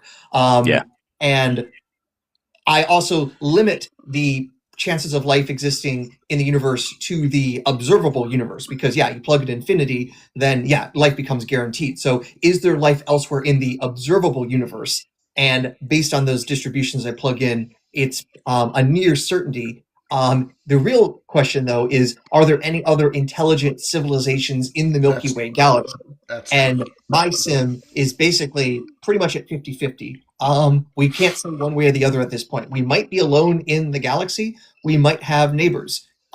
We don't know, and we don't have the ability to check right now because our technology can only have any plausibility of detecting radio signals stupidly close. And when I say stupidly close, I mean it could be hundreds of light years away, but when you have a galaxy that's over 100,000 light years across, it's stupidly close where we can look. And then, of course, our galaxy is just one of hundreds of billions in the observable universe. So, the fact that we haven't been able to, phone anyone in our local neighborhood should not tell you that the neighborhood is empty. Yeah, absolutely. 100,000 light years is nothing. Tell me, Aaron, about the possibility of life on the star of Bethlehem, since we shamelessly plug in. Well, the star of Bethlehem would have to be alive because of the way it moves around. So it's clearly a living being. So it can, hover around and stop over and point out individual houses in a local village. So that's my way to bring it all together. And while I'm saying something that might sound absurd, there are ancient commenters that basically say that the star was an angel. And so angels are a kind of living being. They're not biological per se. Well, actually, I'll even take that back. Considering the quote unquote fallen angels in Genesis 6 can come down and mate with human women, they got to have at least some genetics. These are you referring to the Nephilims? Yeah. Yes. Yeah. Crazy world we live in. Fantastic world. Good as a movie, though. I'd love to watch the movie. You can watch the movie. It's called Noah, with directed by Aronofsky, and that's. I love Darren Aronofsky. He's brilliant. Darren Aronofsky. Yeah. He's just Have you watched Mother? Yeah, and if I remember correctly, I think the rock creatures from that movie are the offspring of the angels and women. I'm half remembering that right now. Yeah. I just watched an Aronofsky film recently. Was it Caught Stealing? Or there's an Aronofsky film that was anyway, carry on. The last one I watched was The Whale by Brendan Fraser, and that was brilliant as well. Yeah, I've not seen that, but I know it. Make amends. All right, cool. So we've got thank you, Maggot. We're gonna take we've got Prince Ahmed and Mazen. So Prince and Ahmed are moderators on my channel, and they're very, very nice folks. Hey, Prince, how's it going? All good. Hi, Hanney. Hello, Professor Adair and Mr. Pierce. Hello. It's nice to hear you all. I have a question. I came across a paper in produced in 2013. It's about philosophy de-disciplined. I'm not aware if you've heard of it, but I could share what it contains. It was written by Robert Fordman from the I think, let me see. Sorry, Prince, did you say philosophy de-disciplined? Yes, philosophy de-disciplined. He Robert Fordman, who's a philosophy academic, particularly interested in interdisciplinarity.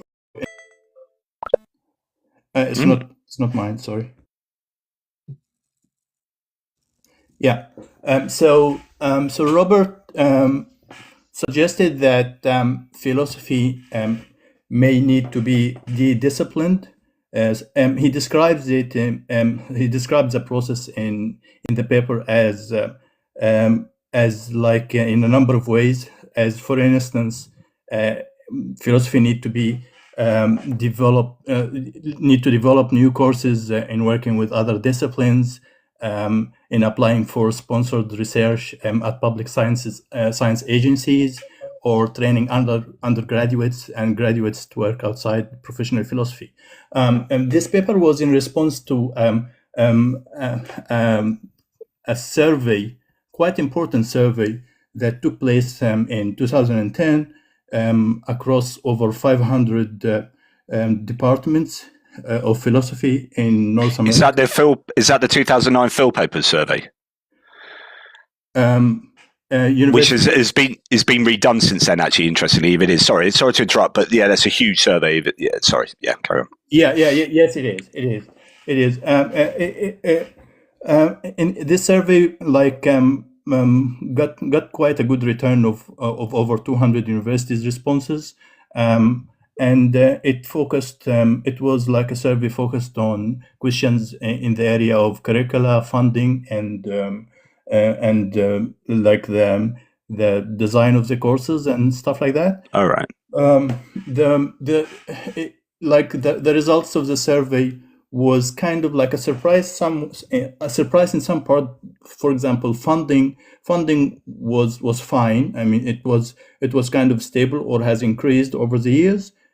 So there was no issue with funding for philosophy departments, but when it comes to curriculum, it was like it wasn't kind of like like improved or kind of has progressed in a way to help students, undergraduates, and or even graduates to find job prospects outside of academia. And in response, Robert Fordman, he actually produced this paper and also wrote a book recommending that philosophy departments should kind of look forward to create new courses, interdisciplinary courses with other fields. He suggested introducing like the term field philosopher, for example, applied ethics as kind of a new field, like mainstream in studying philosophy, and So, Prince, I wonder, yeah. just to get the gist of this, this is obviously in response to, sounds like that philosophy and philosophers, almost like that free-spirited hippie that wanders without any discipline and boundaries and borders. And it's time to put this into the proper academic realm where philosophers are academically responsible in front of society in terms of producing and working on some stuff that is tangible that we're working on and we know what it is, and as opposed to a free roaming philosopher with a pipe on a lazy boy trying to wonder about whether reality exists or not. But he has a love for the field, and he acknowledges how important the field has been. It's in his conclusion he put it that way. He thinks that philosophy and humanity in general should never become disciplines. He thinks that, and he has like a theoretical reason for that. He thinks that disciplines embody a regional ontology, with each working within unquestioned boundaries. So he thinks that discipline, like as a discipline, has to be usually works within. So he's arguing against it. Hence the title. De-discipline means yes. He's arguing for. Yes. I've got quite a bit to say on this, if I may. Sorry, have you finished your idea, Prince? Yeah. Sure. So it's funny. It's not my idea. Well, like what you were expounding. Yeah, it's funny enough. I was watching a debate last night because I did the extent of my prep for this was just watching a debate on science. Has science killed philosophy? Right, and someone talked exactly about this and about demarcation within philosophy. And I talked about this right at the beginning. I mentioned in my introduction that in philosophy, you get these really niche areas where people have this expertise in one particular area, but it doesn't really stretch out to anywhere else. And that's not really how it used to be in philosophy. This is quite a modern phenomenon, as far as I understand it, where you get really specialized and then stay in your own sort of little castle and don't expand out. Whereas like the scientists, I think it was Cavoli on there, this I don't know, particle physicist or something, he was saying actually we always try and get as the initial kind of course elective on the course to people to do philosophy of science. So in order to do science, we need to actually stretch out to understand the philosophy of science and then apply some of these skills and tools to the work of science. But likewise in science, you have these false demarcation lines where, and we kind of talked about this in terms of science being part of philosophy, but actually I was trying to make this case that actually we shouldn't really have these demarcation lines, that this is just, these are all tools with which we deal with reality. And there is a usefulness to be able to use the tools of philosophy and apply them to all other different areas. And I think that is, I mean, critical thinking is obviously very, very prevalent for being able to properly evaluate anything. But to talk about applied ethics, we need to understand moral philosophy in order to understand how to program a self-driving car so it doesn't run at what? If it's got a choice, if we're living in a smart city, does this car hit an 80-year-old woman at the end of her life that might have terminal cancer, or does it hit a 5-year-old kid over there, or like a 35-year-old working person in this particular job? Like, how does it make, or does it try not to have to differentiate between people. Maybe it's better to think morally in a kind of non-discriminatory term. But all of this is philosophy. But if you're programming a vehicle, then hang on, you need to have some understanding of so on and so forth. The point is that I would completely advocate for, or at least for, you need niche experts who really drill down on a particular subject to the nth degree, but you also need the ability to be a polymath and to have a great understanding of several subjects, or apply one subject to another subject. I think that's eminently sensible.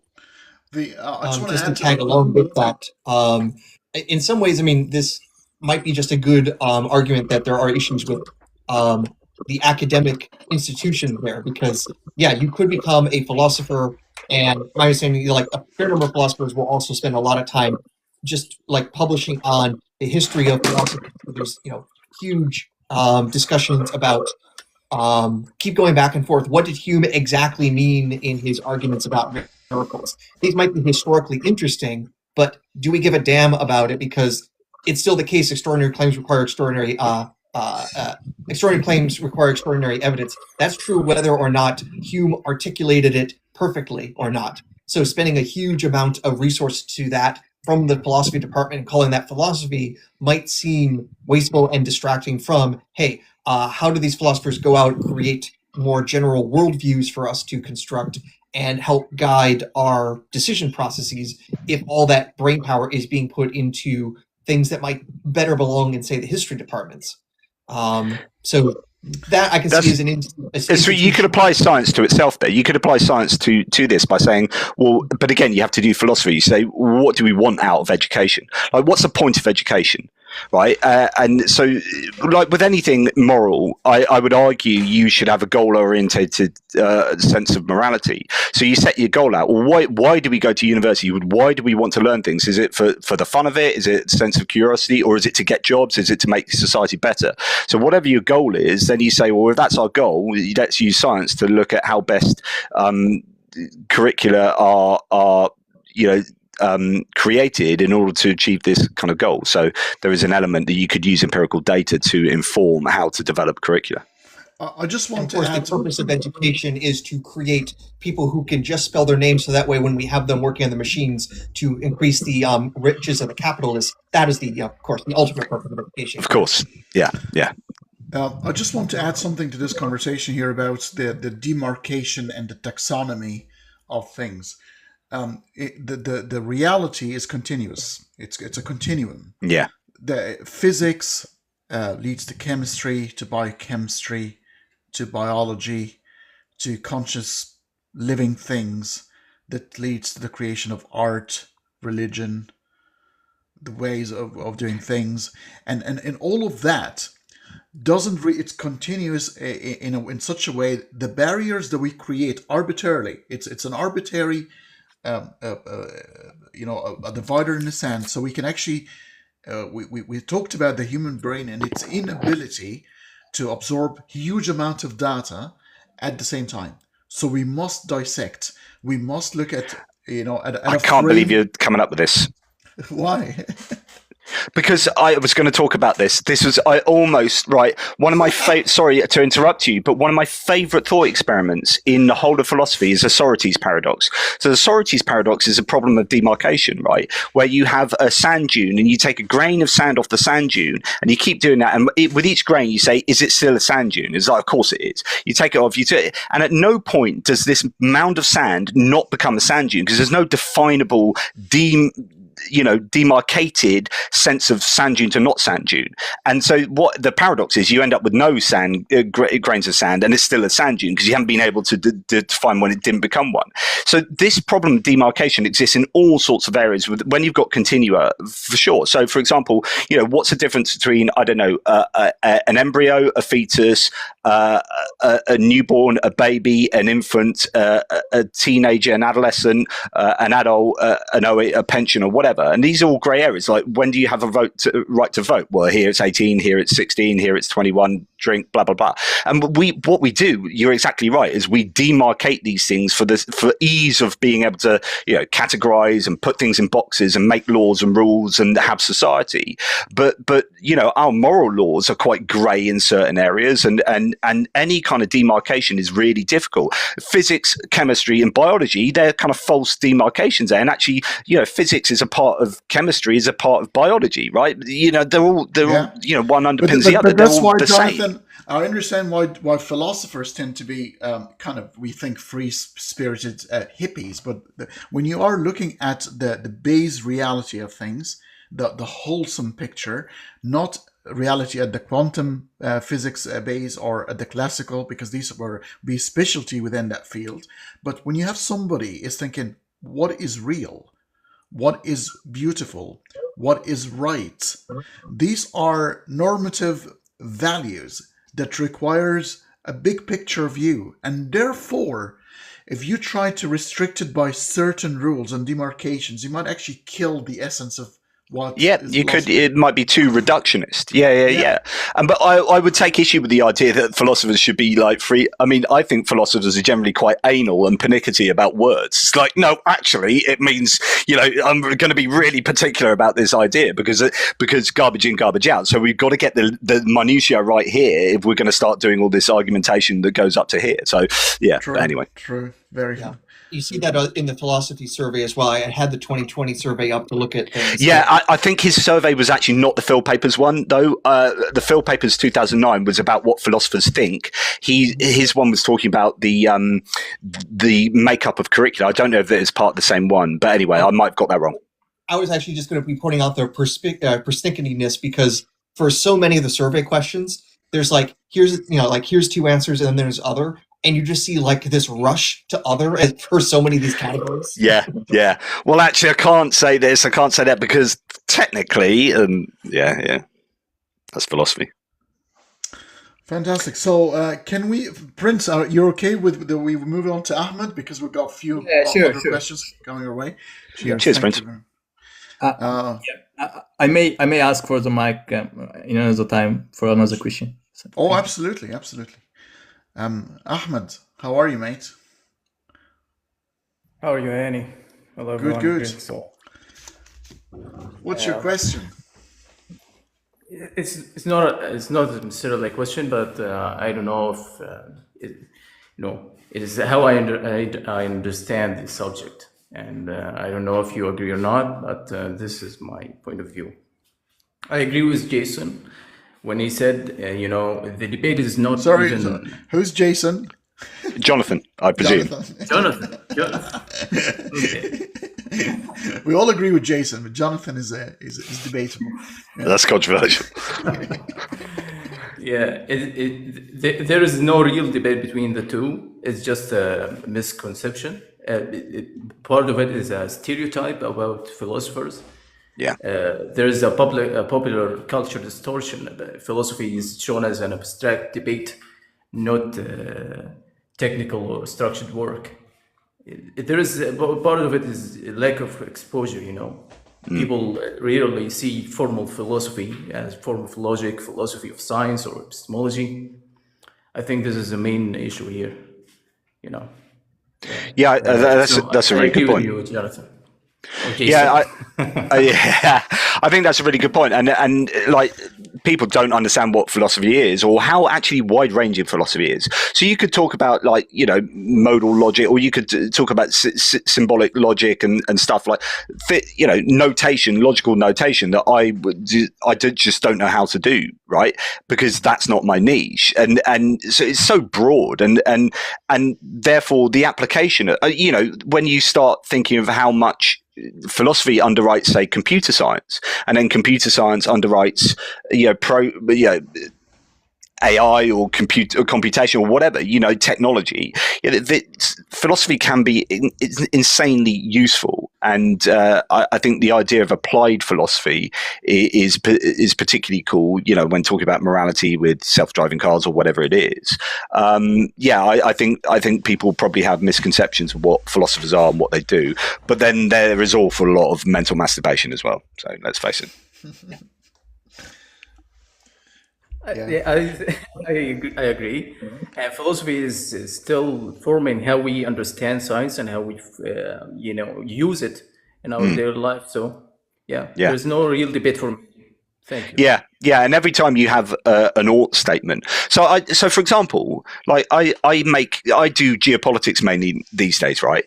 And I try and make it very clear that whenever you're doing politics, you're doing philosophy. Like politics is philosophy because politics is an ought statement, but just writ large across society. Normally we talk about ethics and morality pertaining to individual actions, but actually, societies and policies enacted by governments are moral declarations across society. So it's like super important moral philosophy, and we all get exercised, we all get really angry about governments making X and Y decisions because we're all moral creatures. Governments are doing morality, politics is morality, and I get really annoyed because when people do politics or they're arguing down here, it's like, oh, we shouldn't have this tax, or we shouldn't have this rule, or we shouldn't do this, and they look at it down at this level, but I talk about goal-oriented morality. I've already mentioned this several times. It's like this. You can only argue about whether this is good or valuable or decent as a policy if you have an understanding of where you want society to go. And what we don't do enough of is what kind of, like Hanney was talking about, the overall kind of holistic view of reality. Like, what should the world look like? We should be striving to have a really sensible vision of, and the problem is that's really difficult, right? Because that's almost too big for our minds to be able to cope with. But we need to work out what kind of world we want to live in.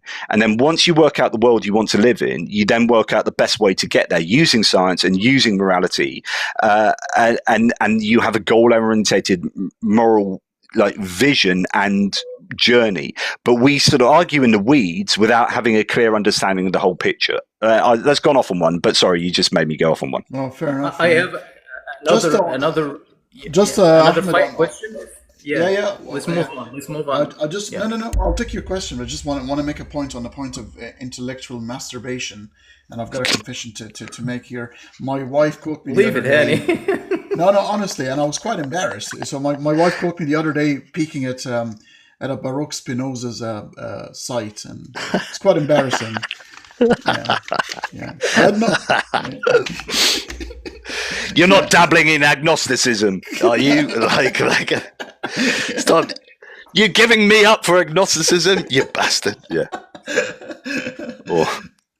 Go on, Ahmed. Take one last question, and we move on to Mazen. Yeah, the final question is about how the science success bias is into the equation. How it comes into the equation. If anyone here is wanted to talk about it, science is working for us. It's giving us results. That's why you need repeatable, retestable, decent peer review process, but also just repeatable data all the time to try and get rid of the bias. Human nature means that even when we're trying to do the very best science, there's still going to be caveats applied. I mean, Aaron had talked much more eloquently about this, but the process hopefully should be decent and robust enough that it can deal eventually with the biases that we bring to bear with scientific endeavor.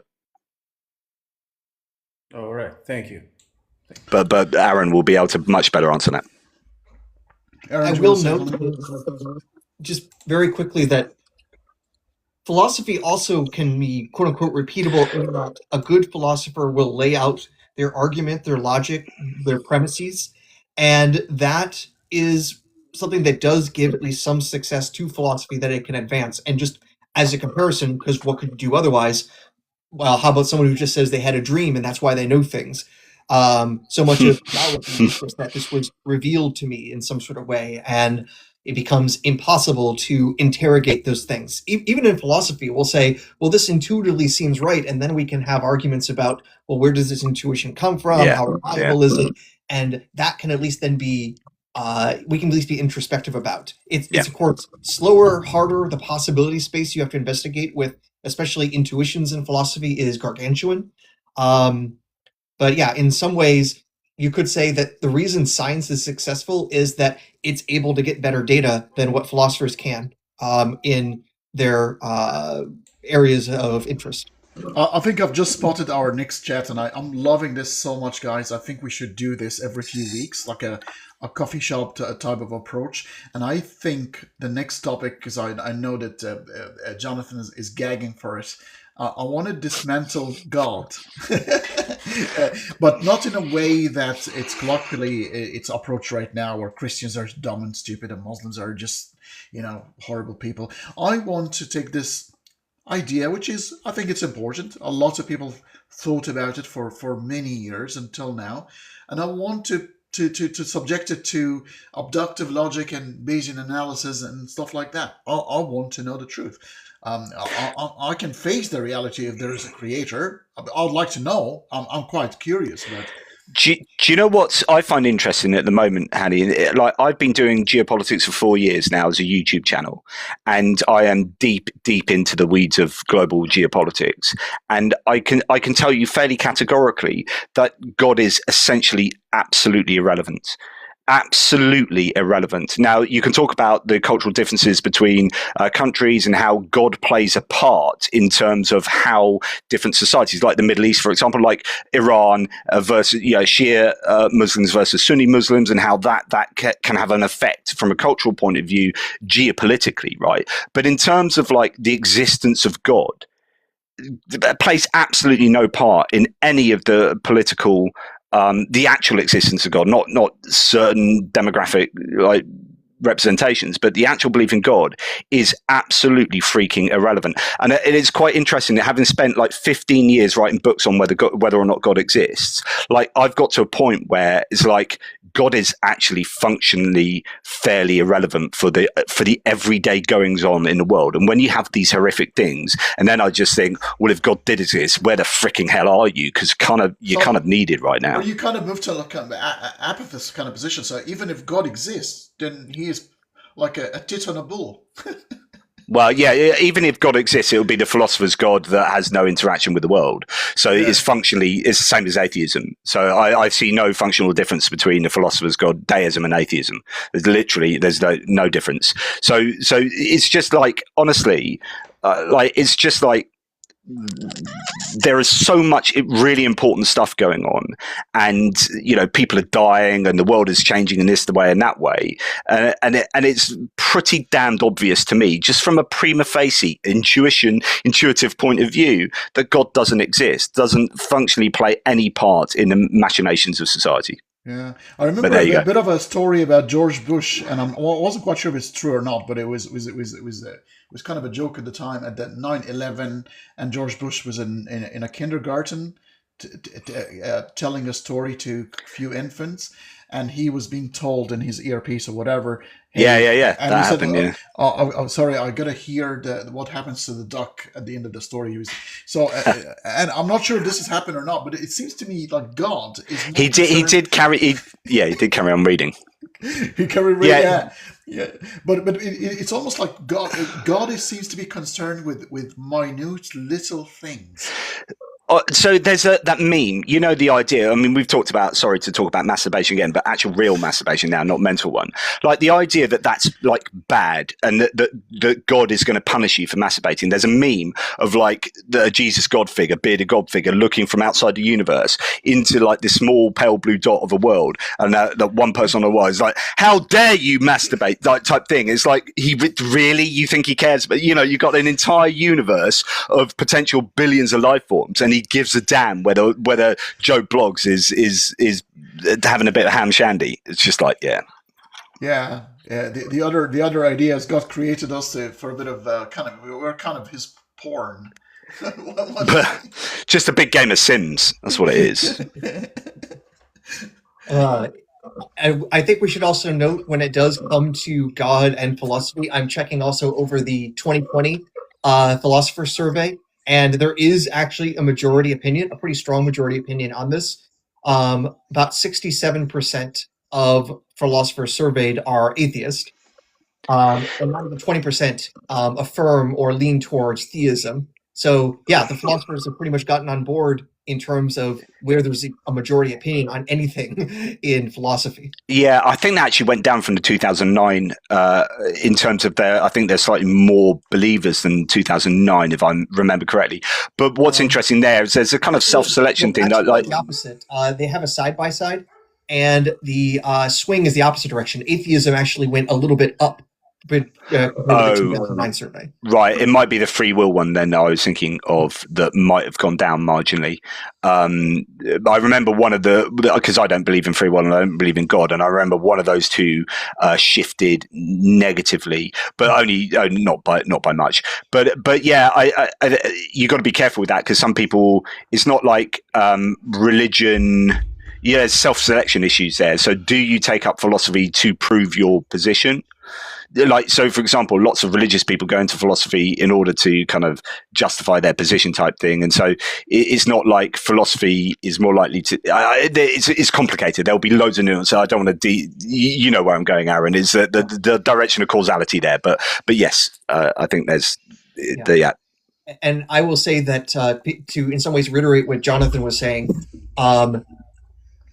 God is whatever we're going to say God needs to be for whatever the argument is at the moment, which just shows how much of a shit hypothesis it ever is, because it's not just trying to build a castle on sand. It's more building a castle on flour while the water is flowing through, washing everything away, and somehow claiming that you're the foundation to everything. It is monstrously absurd when you actually realize how many bald assumptions have to go into anything and claiming that is absolute truth, while the person down the road also claims absolute truth, and you can barely even agree on how to spell the word God. Yeah. I haven't got too much time left, by the way, Hanney, because I've got a dwindling battery and children just about to return from school. Have you got another, 10 minutes? Yep. 10? Do 10. Okay. It's not my limit as well, because I have a work meeting in a moment as well. Okay, so we're going to finish between 10 and 15 minutes maximum. We'll take Mazen's then and Adam's questions. And hopefully, guys, we'll talk offline, but I think we should do something and we give it a name, we give it a brand, if you like, like a sort of a coffee shop approach to this. We take a topic and dissect it. We talk about it for an hour and open it up for questions for another hour. So maybe a 2-hour sort of session, and maybe like a fortnightly or a monthly. Probably monthly for me, but yeah. Yeah, monthly is a good thing. And that'll be quite wonderful, especially the books. We want to show the books. I mean, the books that I've read from you guys are wonderful. We want to sort of make people aware of these books. So maybe the next episode we will talk about God. We will demonstrate one of your books. The 30 Arguments Against the Existence of God is a good one as well. Yeah, I love that one. Yeah, it's one of my favorites. Nice, easy to read one as well. Packed full of some really good arguments. Got a lot of time for that. It's written in a very funny language. What language is that? Yeah, back to front language. Yeah, it's awesome. It's magical. Yeah. Do I need to mirror I don't know how to do that. Yeah, it's all right. Well, you get to learn all these things later on, but people can guess. You have to hold the book back. Yeah, that's it. Or when they watch the video, because this is going to go on YouTube, by the way, so you can take so this stream, the recording of it goes on YouTube, and then you can take a copy and upload it into your channel later on. So I'll do that. Yeah, for sure. Yeah. So people, when they watch the stuff on YouTube, they can put it against the mirror and they can read the book's name. Yeah. All right. So I think Mazen was first, and then we take Adam, and then we can take final comments from everybody else. Hey, Mazen, how are you?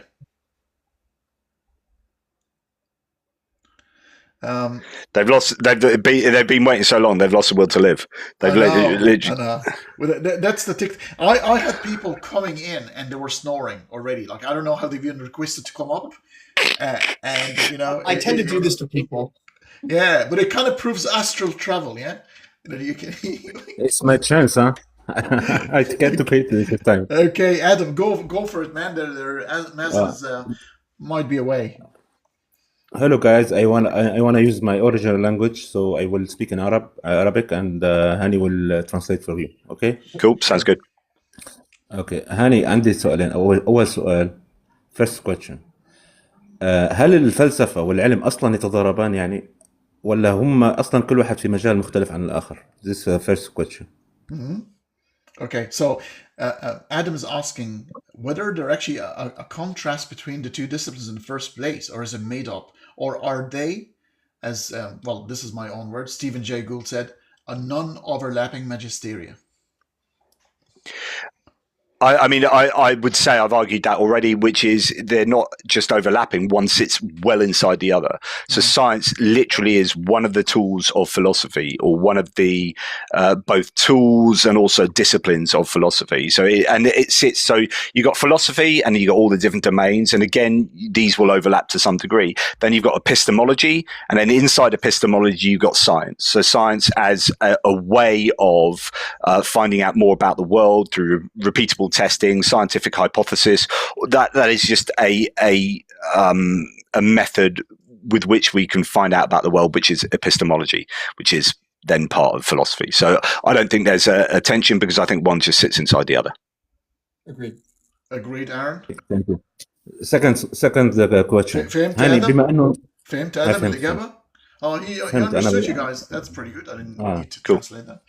So second question. ساينس العلم يبحث في المادة، لا يستطيع تجاوز المادة أبدا. أما الفلسفة تسأل أو تبحث في مجال لا مادي أساسا. فهل العلم سيأتي يوم يجيب على أسئلة أصلا لا يدرسها حتى نقول أن العلم ضرب الفلسفة، أم أن هذا مستحيل أصلا؟ Okay, he's saying well, science is as an epistemic tool looks into the world of matter, of the material. Philosophy goes beyond that. It can look at the material, but also the immaterial, the abstract world. Can science at any point stick its nose into the immaterial world and start to influence the world, the realm of the immaterial? That's such a good question. That's a really good question. When you can look at this in several ways. So you can look at this in terms of physicalism and kind of non-physicalism, as in the domain of science. Like you have a belief, you have physicalists who will believe that everything is fundamentally physical, or materialists. There are issues with materialism against physicalism as a term. And then you could look at it in that way, or you can look at naturalism versus supernaturalism. And there was Jonathan Fishman wrote a paper on how science can test supernaturalism, because if something that is kind of inherently untestable actually has real world effects.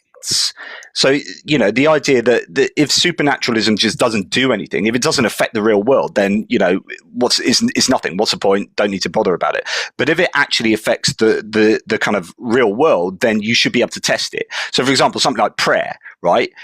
You should be able to test prayer to some degree at least. And in fact, they have done, and they've done, double blind tests on prayer. And so I think when the abstract world or the non-physical world interacts with the physical world, if you believe something like that can happen, then in principle, science should have at least something it can say about it. I don't know if that fully answers the question, but it gives an answer to that question. Fantastic. Okay, thank you. My last question. Aaron wants to add one thing. Yeah. So there's two aspects I can think of, because in philosophy, like are objects such as mathematical objects or things in logic, do those exist as like metaphysical things? Now, because I take a philosophical position of nominalism, so these things don't actually exist, and so in that way, science can't explore them as objects in any way, no matter what, because I don't think they exist as objects with a kind of ontology like that. Now, conversely, if we're talking about immaterial things like, spooky things, ghosts, angels, things like that, in theory, we could test them because people claim all the time, angel did X to this. God cured my cancer, or God gave my enemy cancer, or people are making claims all the time of supernatural things, doing things in the world that we see, smell, feel, experience. So in theory, yes, we can go and explore. The problem is, every time science has done that, it comes back and says, hey, there's nothing here. That failure has become a reason I'm a naturalist, because every time we have tried to use supernatural explanations or look for supernatural explanations, it comes back negative every single time. اوكي Fantastic. انا عندي سؤال اخير بس مش ما اطول عليكم، انا اسئلتي مختصره وادوات. اول شيء Okay, صوتك بعيد شوية يا آدم بس. Okay, Adam's got one last الصوت واضح؟ question. Yes, go هو ahead. بس مقدمه قبل سؤالي. نحن دائما نستخدم بالنظريات العلميه الارقام والمعادلات الرياضيه، فعليا هي مش موجوده اصلا. يعني المعادلات الرياضيه حتى نثبت نحن معادلات او فلسفه او نظريات علميه بنستخدم الرياضيات والمعادلات الرياضيه، فعليا هي مش موجوده. الارقام هذه والمعادلات هي شيء غير موجود اصلا، عم نستخدمه عشان نثبت فيه النظريات العلميه. هذا التعليل الاول. التعليل الثاني، بما انه الدماغ البشري هو مادي وعم ينتج معنا هذه الاسئله اللي المفروض ما تنسال، لانه هو عم يبحث شيء ما وراء الماده، هو ماده. فمن وين اجت هذه الاسئله اساسا لهذا الدماغ البشري المعقد جدا، اللي هو المفروض اذا كان هو نتاج مادي بحت ما يسالها؟ ليش الدماغ البشري عم يسال هاي الاسئله اللي اصلا ما لها داعي اصلا؟ Fantastic last question, I think. Mathematics being the epitome of the abstraction, and it's the one method that we can prove certain scientific theory that deals with the material world. And in the other hand, the material brain that is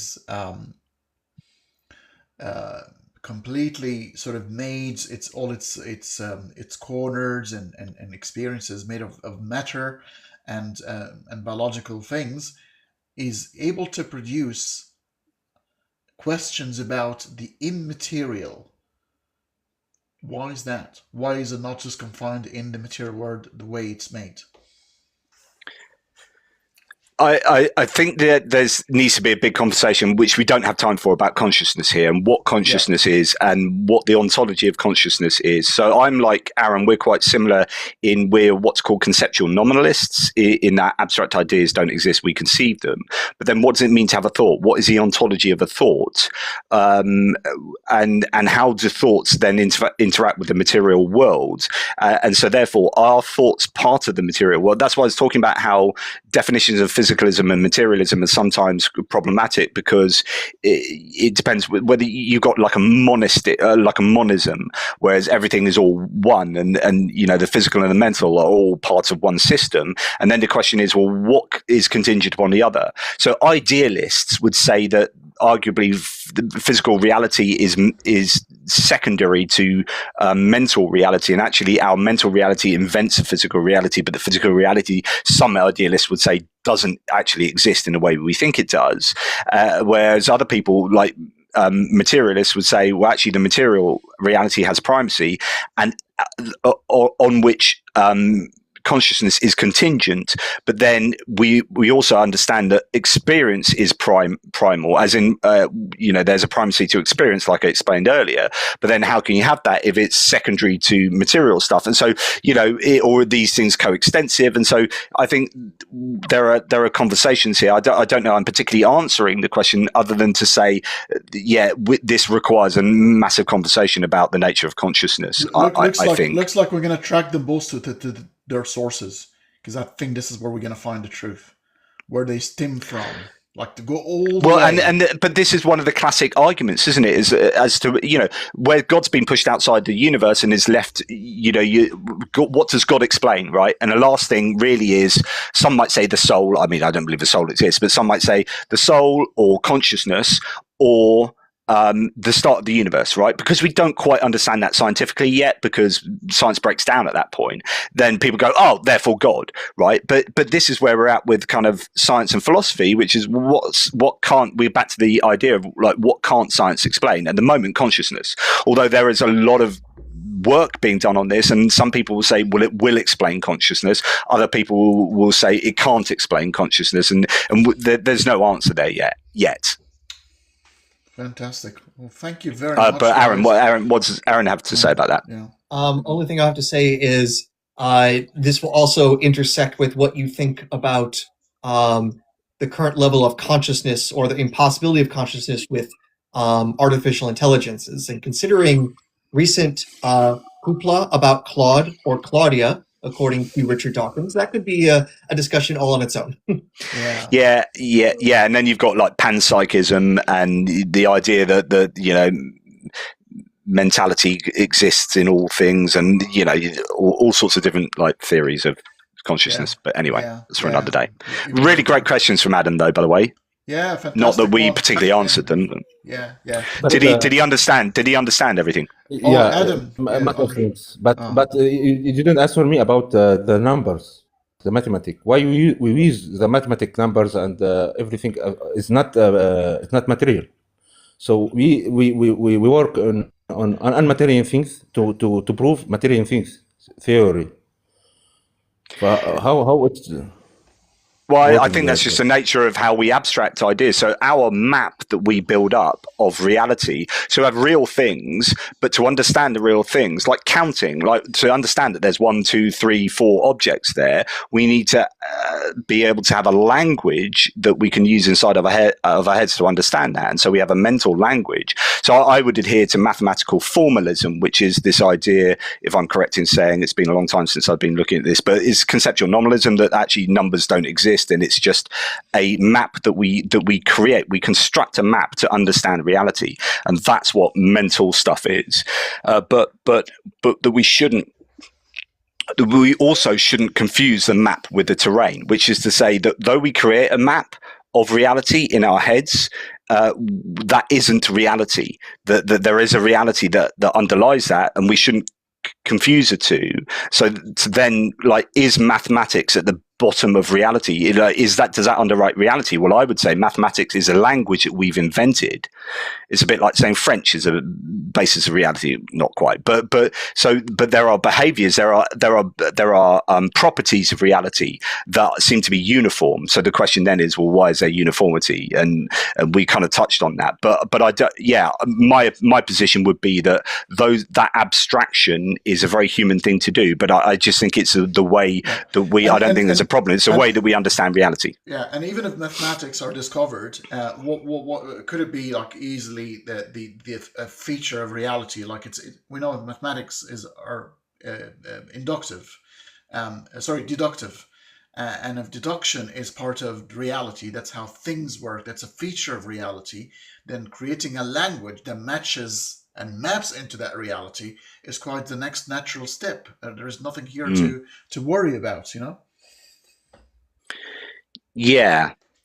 I mean, this goes back to almost the humane argument as well that we're having about, descriptive, prescriptive, or just the underlying ontology of reality, and whether, I could bore you with the argument from format again and talking about like uniformity, but I would possibly argue it's the only way it can be, because otherwise things decohere. But that regularity of existence we then translate into numbers and logic and whatnot. But the argument is whether numbers actually really underwrite, whether mathematics really underwrites that, or whether that's a language of understanding that reality, which is some other thing.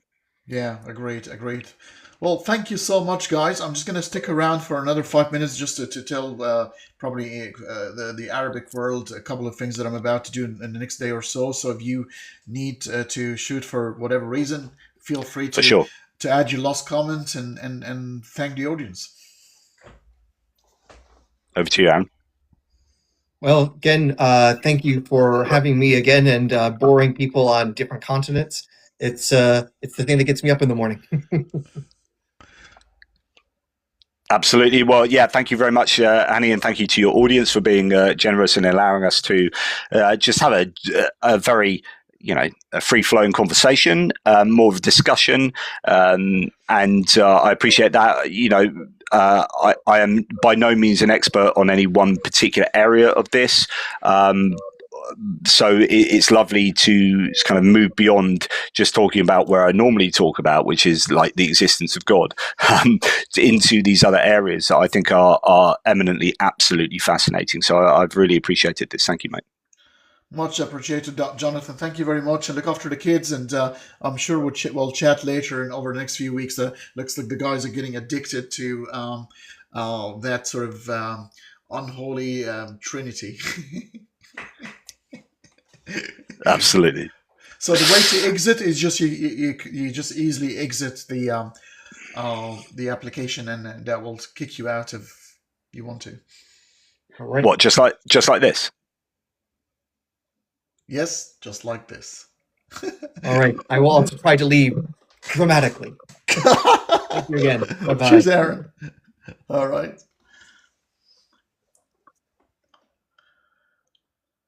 Okay, thanks everyone. I'm not sure if I should continue speaking in English now.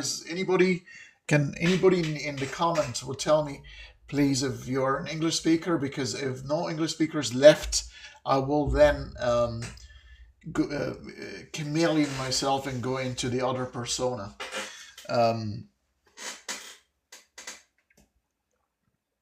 So it looks like we've got just an Arabic audience at the moment. طيب ازيكم يا جماعة؟ ايه الاخبار؟ مازن طلع نام.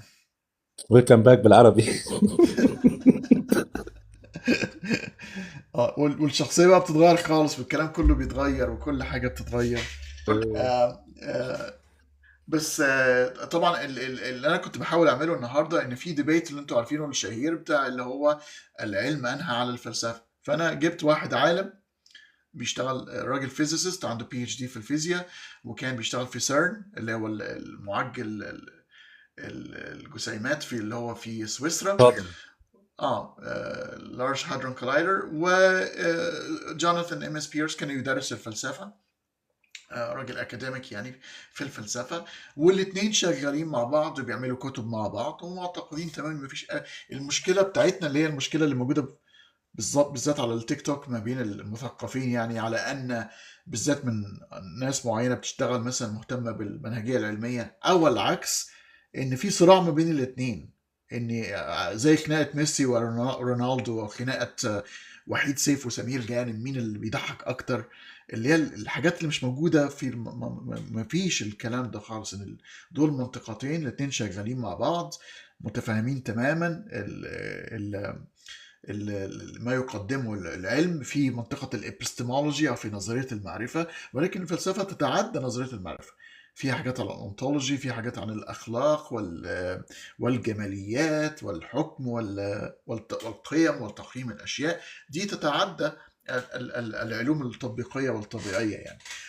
بس ده فكان الاتفاق بشكل كامل من كل الموجودين وأنا معاهم إن لا، العلم لم ينهي على الفلسفة، ولكن الاثنين شغالين مع بعض وكلهم يضيف للآخر. الفلسفة تضيف للعلم، تعطي لها الإطار، والعلم التطبيقي بيعطي داتا ومعلومات للفلسفة عشان فيها تراجع بعض المناطق الأكسيوماتية أو المسلمات، أو الاتجاه مثلا الأخلاقي في منطقة معينة بسبب معرفة جديدة نشأت من خلال أن العلم أدى بدخولها في هذه المنطقة، فبتخلي الفلسفة تراجع الأوراق وتعمل إعادة ترتيب أوراق.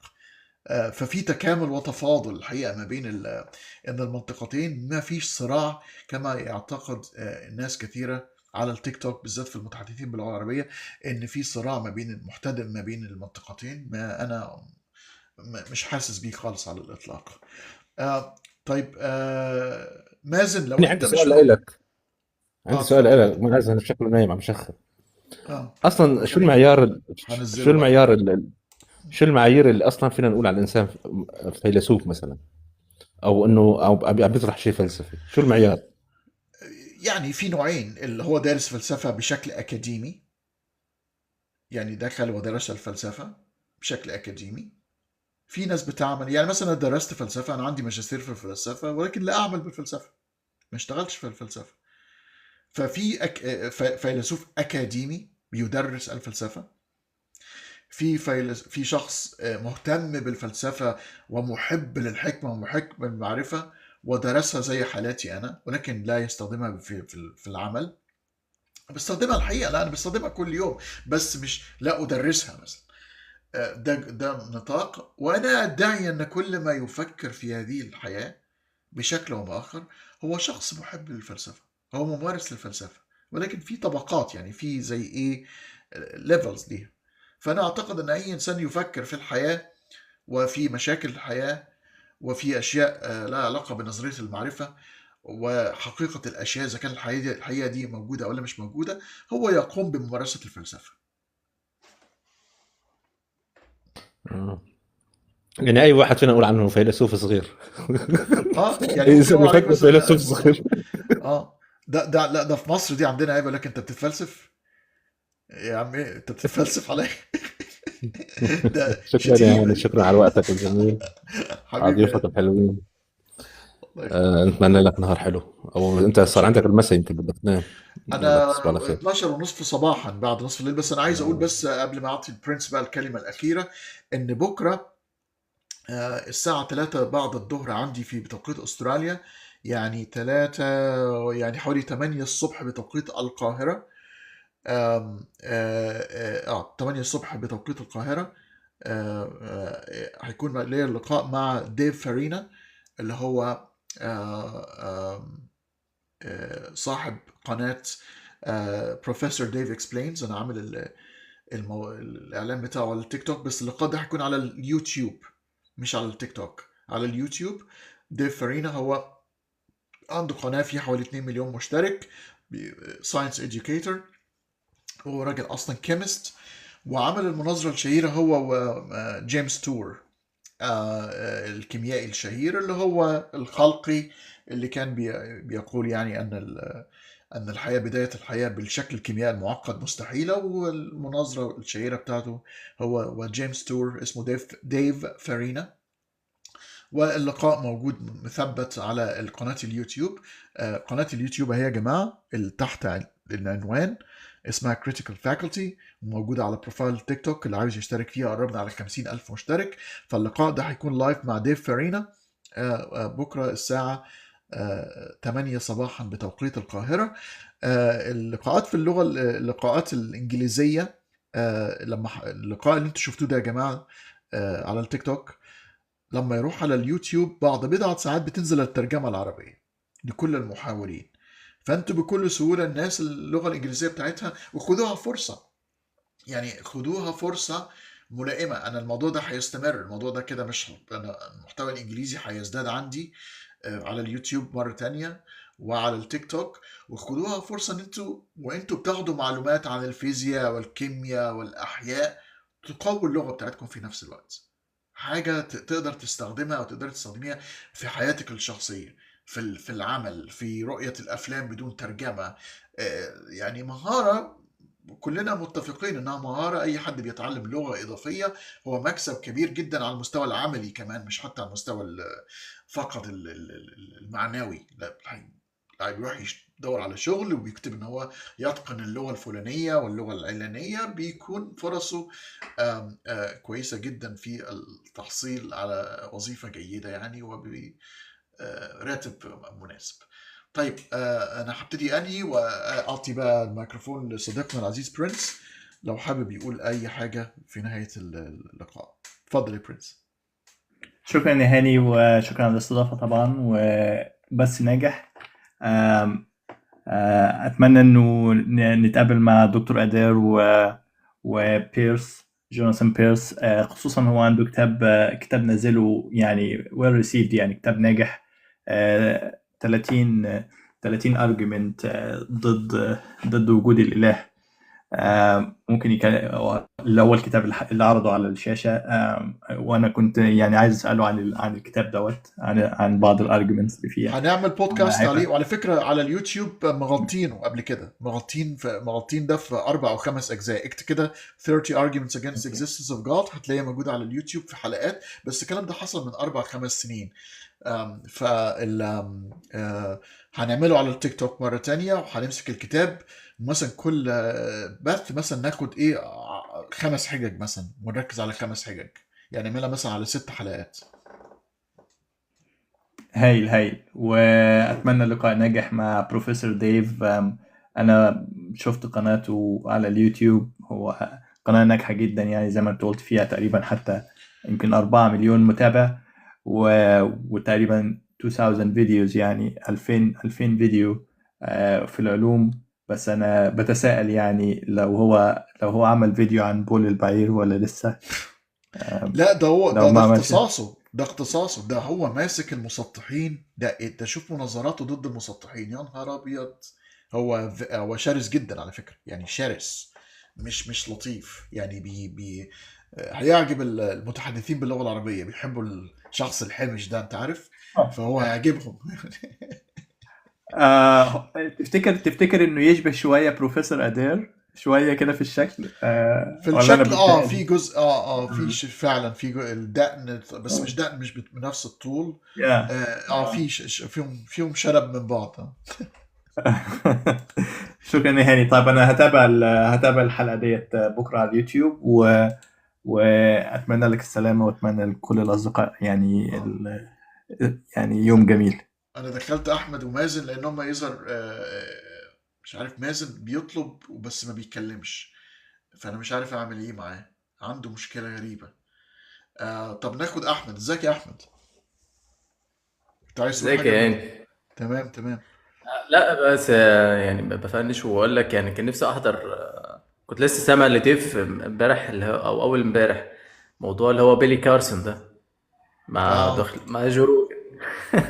كان مضحك قوي ولذيذ. هو لا هو لا كويس. لا، هو متخصص. هيعجب فعلا. هيعجب ايوه، التعذيب بالعربي. متحدثين بالعربي. هو ماسك المسطحين، ماسك اي شخص بيتكلم بالسودو ساينس، بيمسكهم بيجلدهم يعني الحقيقة.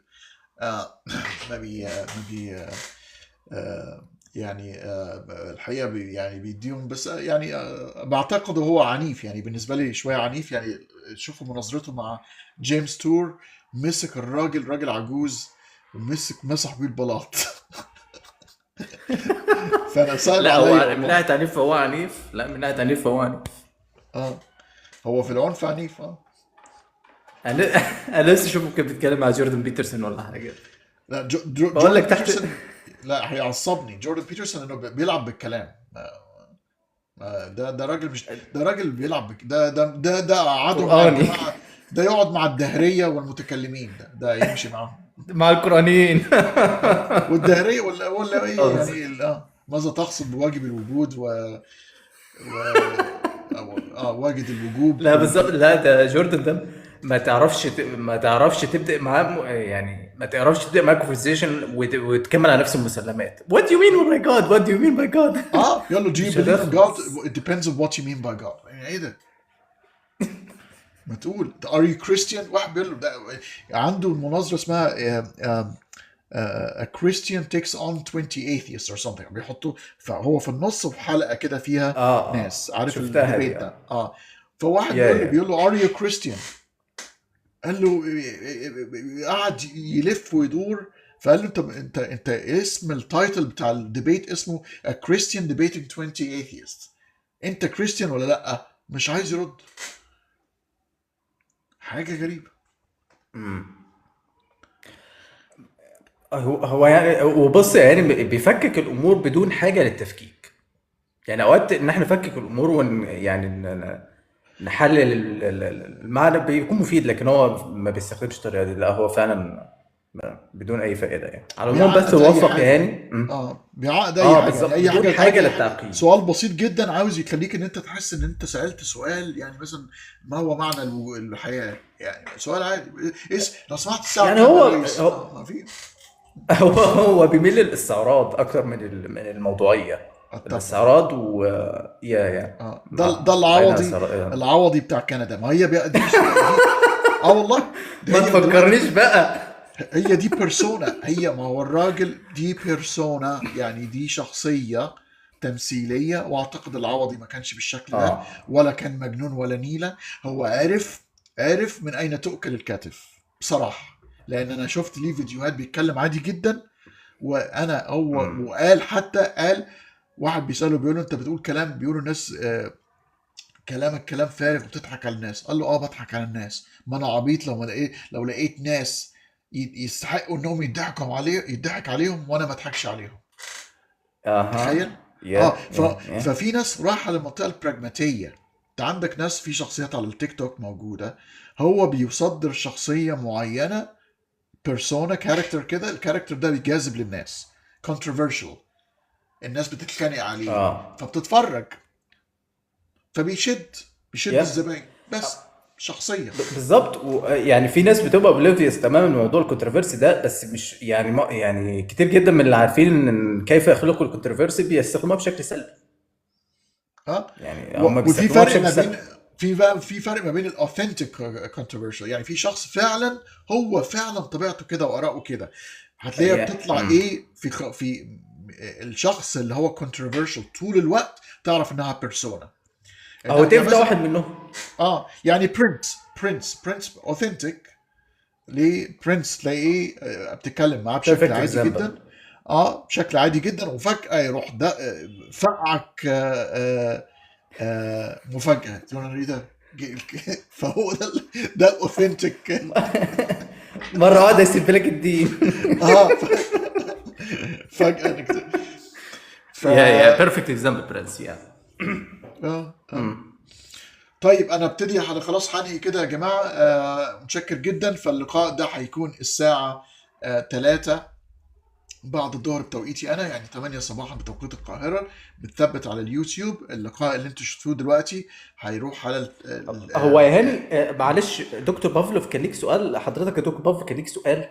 لاحظتك، اعذرني يعني، لاحظتك النهارده كنت بتسال سؤال في الكومنتس، مش عارف كنت حابب تساله الجيست اللي كانوا موجودين معانا ولا ايه؟ انا ما خدتش بالي يا دكتور بابليك. انا ما كنتش، والله كنت مركز جدا، مستمتع بالحوار مع الاصدقاء. انا ما كنتش متاكد اذا هي he's stating something ولا is asking a question. فانا مش عاوز اصلا موجود معانا. انا مش شايف موجود. ده كان موجود معانا ولا لا؟ موجود. السيليكون بيست كواليا. سيليكون بيست كواليا. يعني أيوة. لو في سيليكون بيست living entities، يعني الكواليا بتاعتها هتكون شكلها عامله ازاي؟ هي اصلا الكواليا يعني ما انا ليا نظره في الكواليا. ممكن هنفتح، هو بص لازم هنخش طالما نتكلم على الكواليا يبقى نخش على الكونشسنس والوعي. ممكن الوعي نجيب نفس الضيوف، الوعي من قبل العلم scientist view philosopher view، وانا اضيف الفيو بتاعي اللي في منطقه ممكن تربط ما بين الاثنين بس ونشوف. بس انا حابب احضر يعني اشير لي اكيد ضروري. بس انا مش عايز اضيف على التعقيد للكواليا. خلينا الاول attend to our own كواليا، وبعد كده نروح للكواليا اللي هي ممكن تكون موجوده في هذا الكون الفسيح.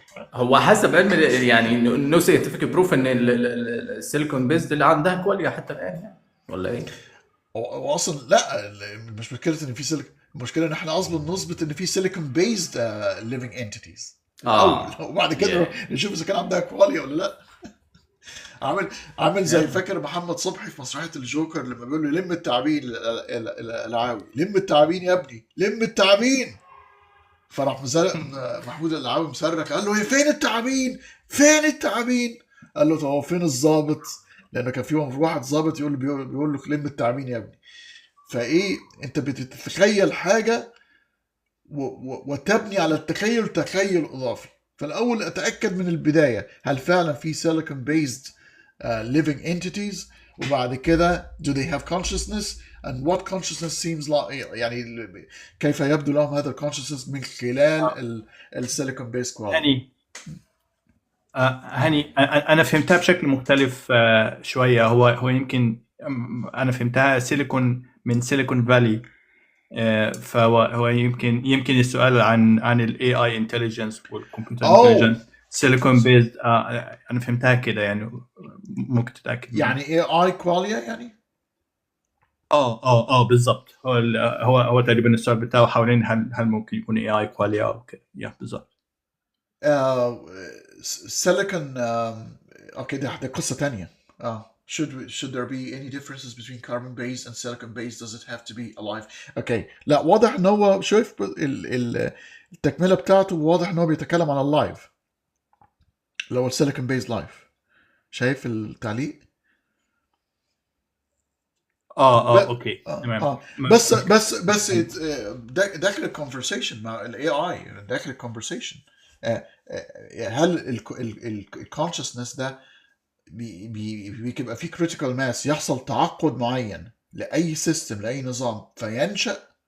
بس انا هو بافلوف حابب انه يطلع، خلينا نسلم عليه، ما بيطلعش الا تخاطيف يعني. مساء الخير، اهلين تحياتي وسهلين.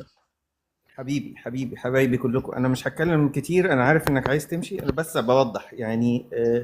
احنا اخترعنا الترم بتاع كواليا ده عشان نوصف التجربة الإنسانية، ونوصف ان في حاجة بتحصل بنفهم فيها اللون الأحمر وبنابريشيت بيها اللون الأحمر.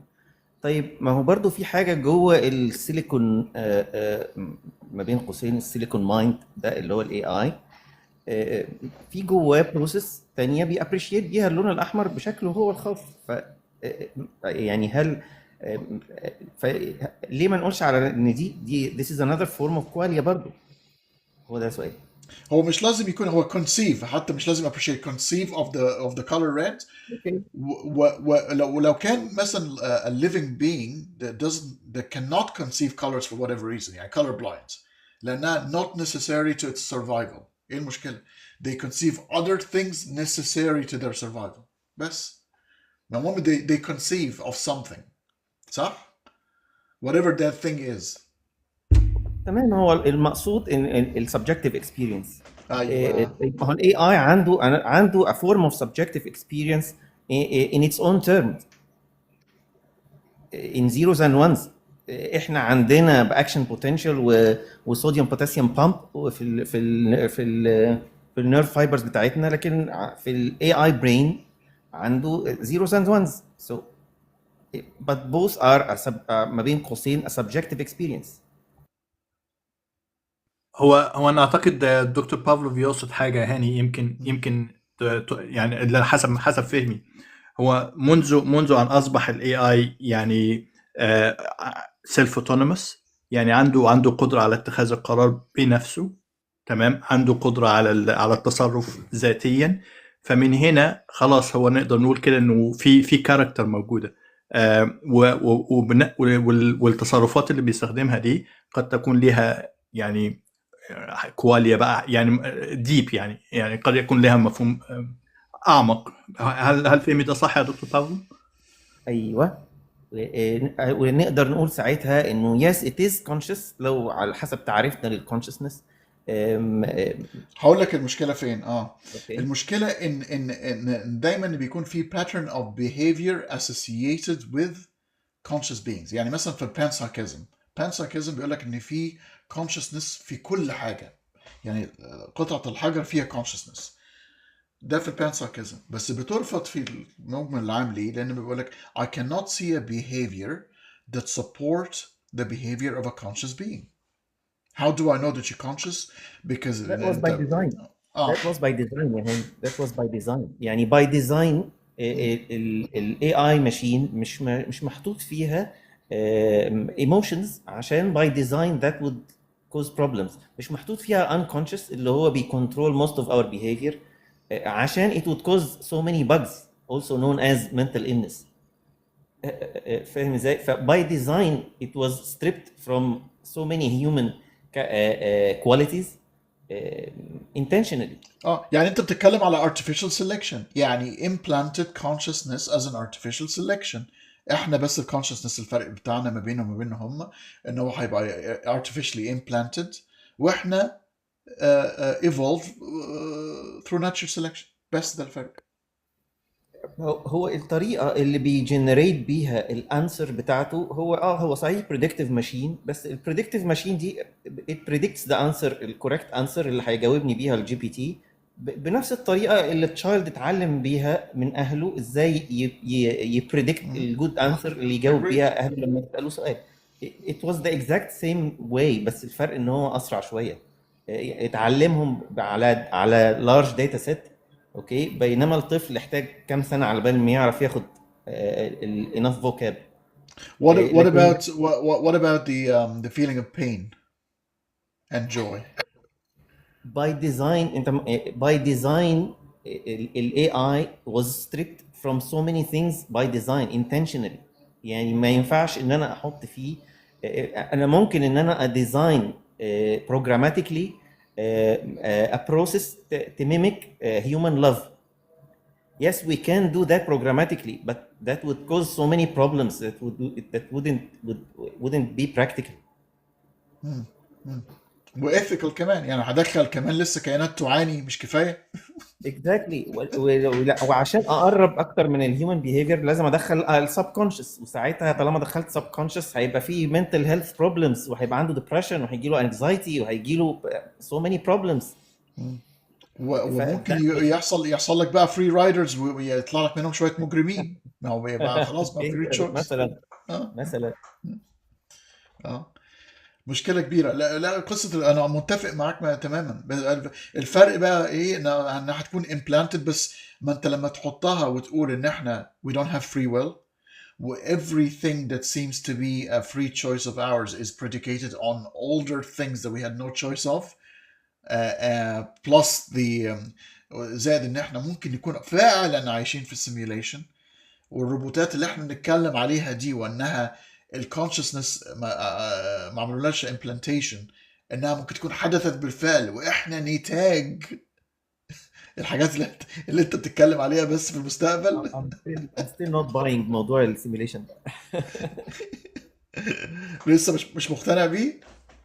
لا لسه يعني I think يعني too much anthropomorphic كده، بيانثروبومورفايز اليونيفرس، انه لازم يكون في ناس زينا هم اللي عملوه فكده يعني. مش لازم يكون ناس، بس هو احسن من الالهه، يعني هيكون كلينجونز الاول او لوجيكال فولكنز او older civilization. يعني مثلا من الكون القديم اللي طلع منه الكون بتاعنا مثلا بقالهم 50 مليار سنه، فوصلوا بالعلوم لمنطقه، يعني عملوا السيميوليشن اللي احنا بنحاول نعمله دلوقتي، بس بقى ايه، بقى محترفين فيه مثلا يعني، وما فيهوش سوبر واللي ناتشرال قبلهم، ايلمنتس. وكان في قبلهم كمان عملهم، وكان في اه قبلهم عملهم. طالما اه هنفتح السيره دي فساعتها يبقى احنا يعني احنا a very rare instance ان احنا الوحيدين اللي مش عارفين نعمل كده، بينما في infinite series of creators قبلنا.